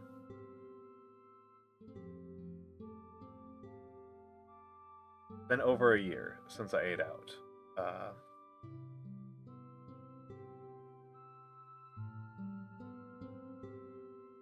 What I mostly am, Blue, is I am very cheap. I hate spending money.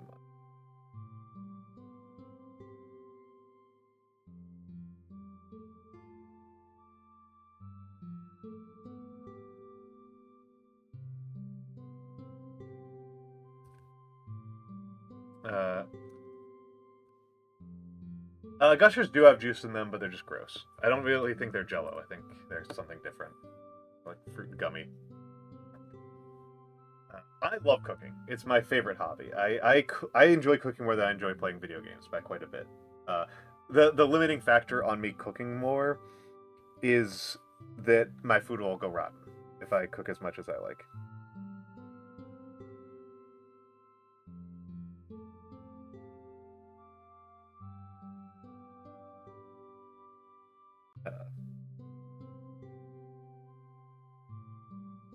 Vegan, yeah.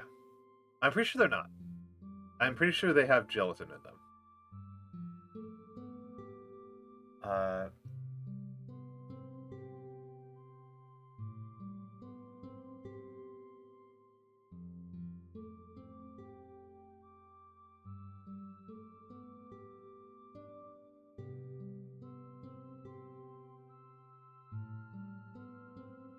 I don't even remember the last place I ate out at. The last place I can remember eating out at, that I have like fond memories of, is unsurprisingly Xi'an's. Xi'an's rules.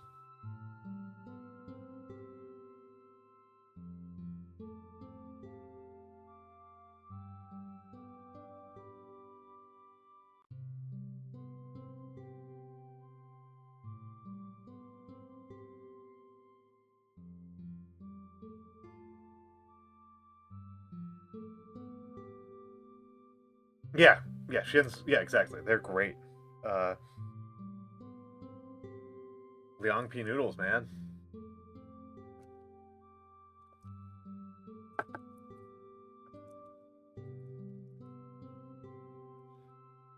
People who haven't been to New York, that's like the New York chain that's actually worth going to.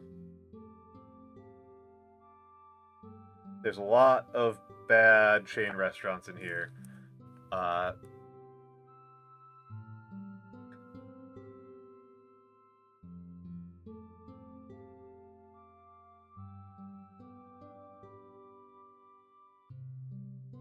And yeah, Al, it wouldn't be that hard to make vegan fruit gummies because you can just use like fruit and agar. Like just boil some fruit juice in agar, and that should do the trick. Oh, and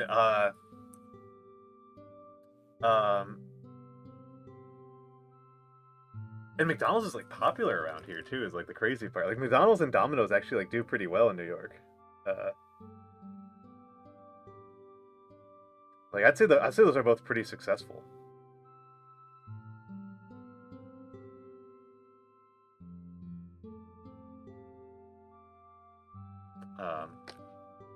Chipotle is the one that I'm like, it was like kind of like gets under my skin. It's like this is really bad and really expensive. Like at least like McDonald's is bad and cheap.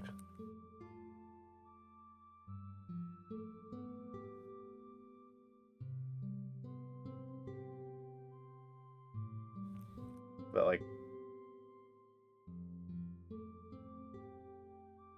Chipotle is like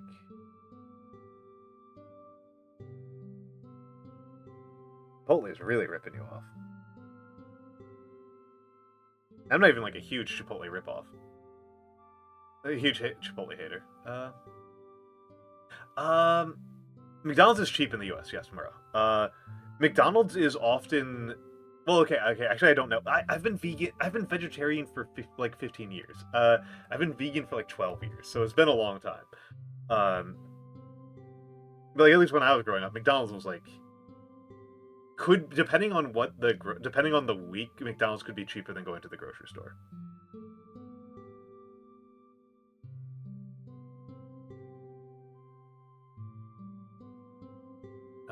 Like,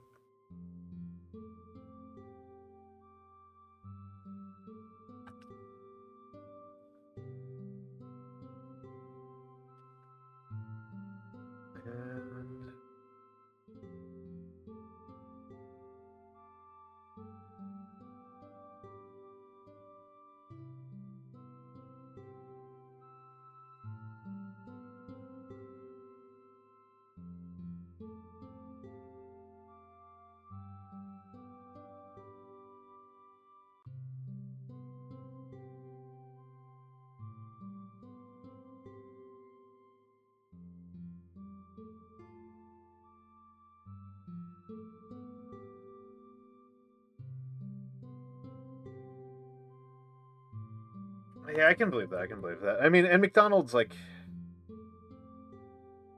the thing is, like, this is me getting up on the vegan soapbox here. Me getting up on the vegan soapbox here.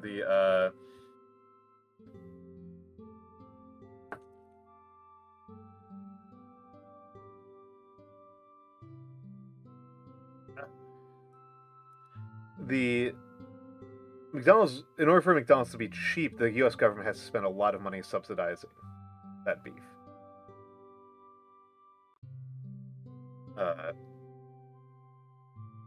Like, that is, you are not paying for McDonald's at the store. You're not paying for McDonald's when you buy the burger. You're paying for McDonald's when you pay your taxes.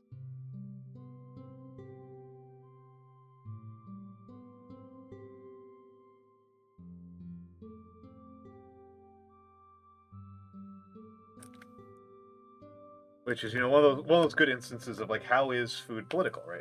Food is always political. Food always has been political. Now,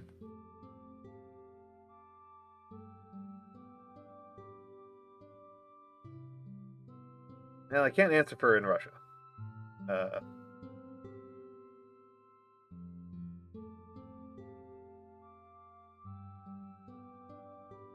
I don't know. I don't know how much the Russian government subsidizes beef.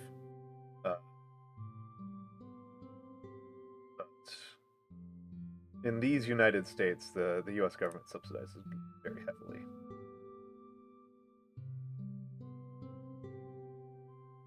And this is because, food is, as mentioned, political, and part of the politics of food is making it so that certain forms of consumption are favored as part of expressing political projects of various types. And most countries do this, right? Like, Italy subsidizes wine,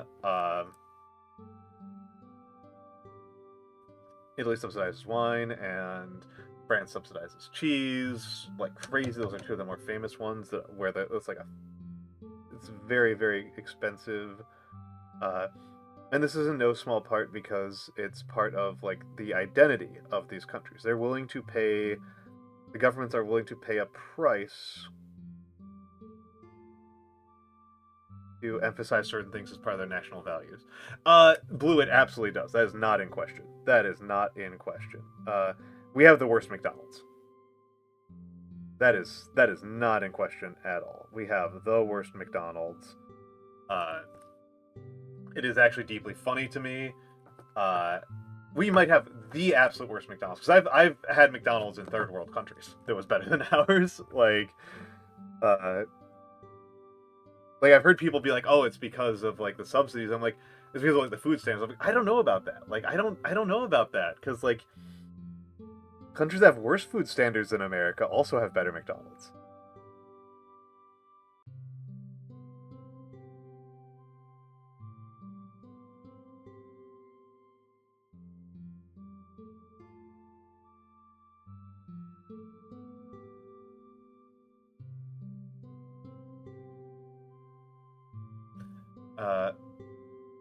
Yeah, no, McDonald's here is like a...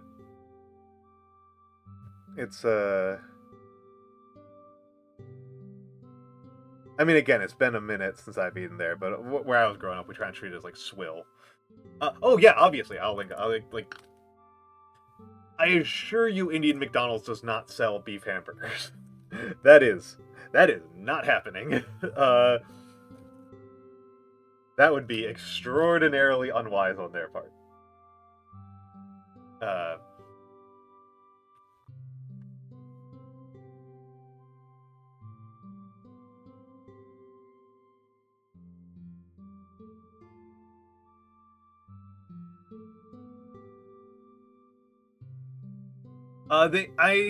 The different countries love it, but when I was in India, what I saw was chicken.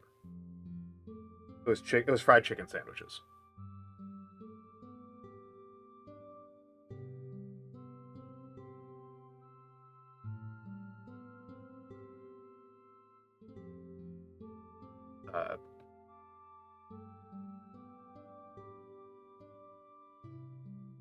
Nice.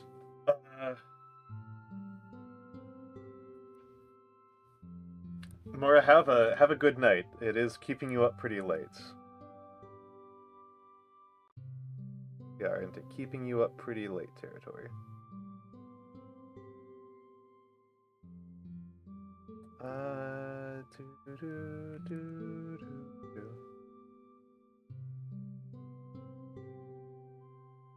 Alright, I'm just into touch-up territory here.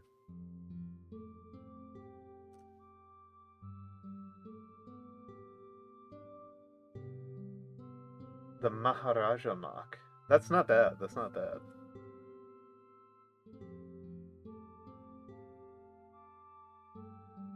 But yeah, one of the ones that Americans think is always really interesting is that German and French McDonald's sell alcohol. That's one that like really surprises Americans.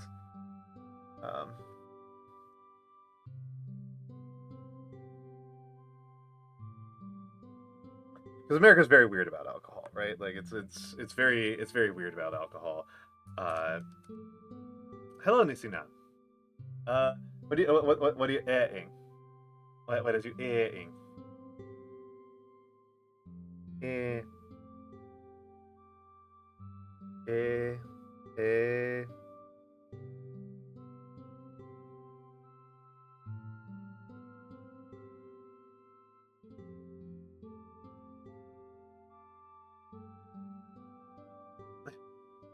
An aloo tiki burger? I could believe that. Yeah, potato curry sandwich. That sounds actually really good. Oh yeah, no, we were talking about McDonald's in different countries. And one of those things that like Americans are often comment on as being very surprised is that European McDonald's, including I know both Germany and France will serve alcohol at. I think both serve beer.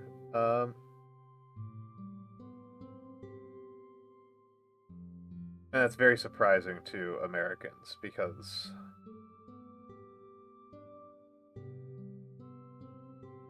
it's just not how we think about McDonald's. Tomato mayonnaise.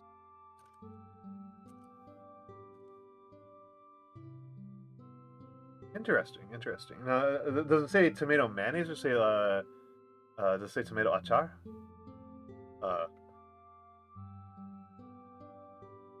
I'll put tomato achar on that.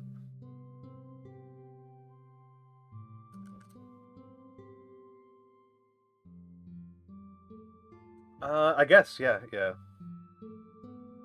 It might be. I mean, so achar is often translated into English as pickles, but like it's really not very much like pickles. Tomato achars are a pretty good side dish, but they're not very pickle-like at all.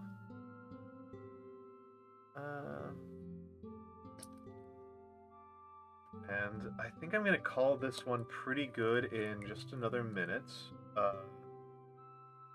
going to do a little bit more.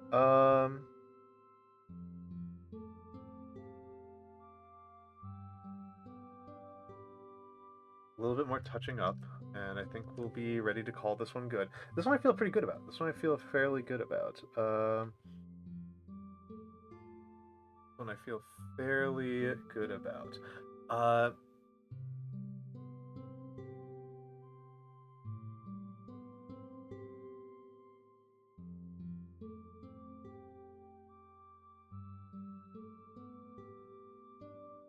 Alright, I can believe that. I can believe that.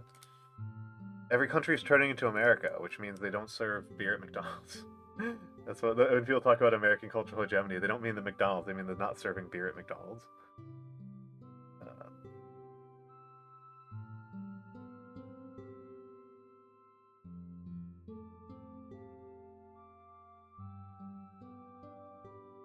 Okay. Okay, not perfect, but I like this guy a lot. I changed over to doing like these kind of like white plates on top of the brown coat, and I think it's actually a good change, adding like just like kind of additional layering. I think I did fairly good on the abs. The hair as general remains a strength of mine. Let me get this guy up here.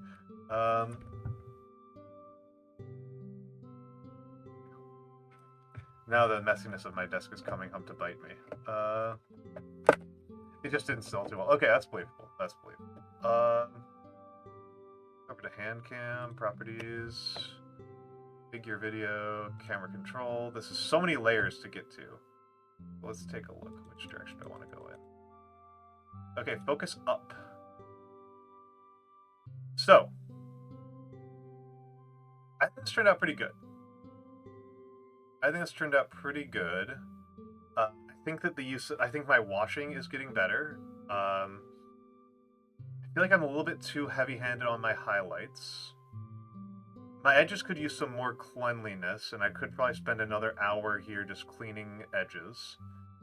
But I do think this turned out largely well.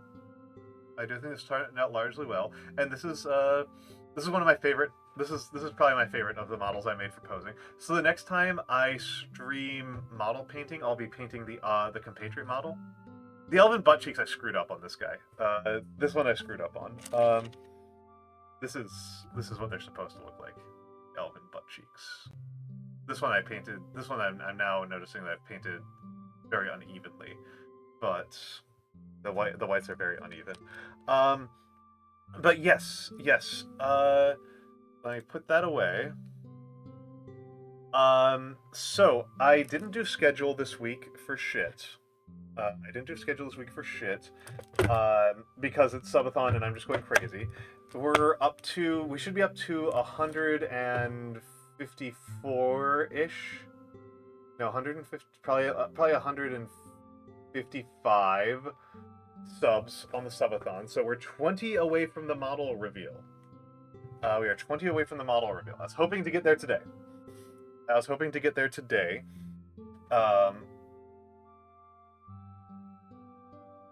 And so it goes. Tomorrow I am going to have on Lady Saffron. Lady Saffron and I are going to discuss the Trader Barrow-Cormorant. We're going to be discussing the Trader Barrow-Cormorant, which she loves. And I hope you all like Saf, because Saf rules. Saf is super duper smart. Saf is incredible. She's studying to be a historian of early modern Europe, which is a terrible choice in a million different ways. And good luck to her on that endeavor. We'll have a discussion about it tomorrow.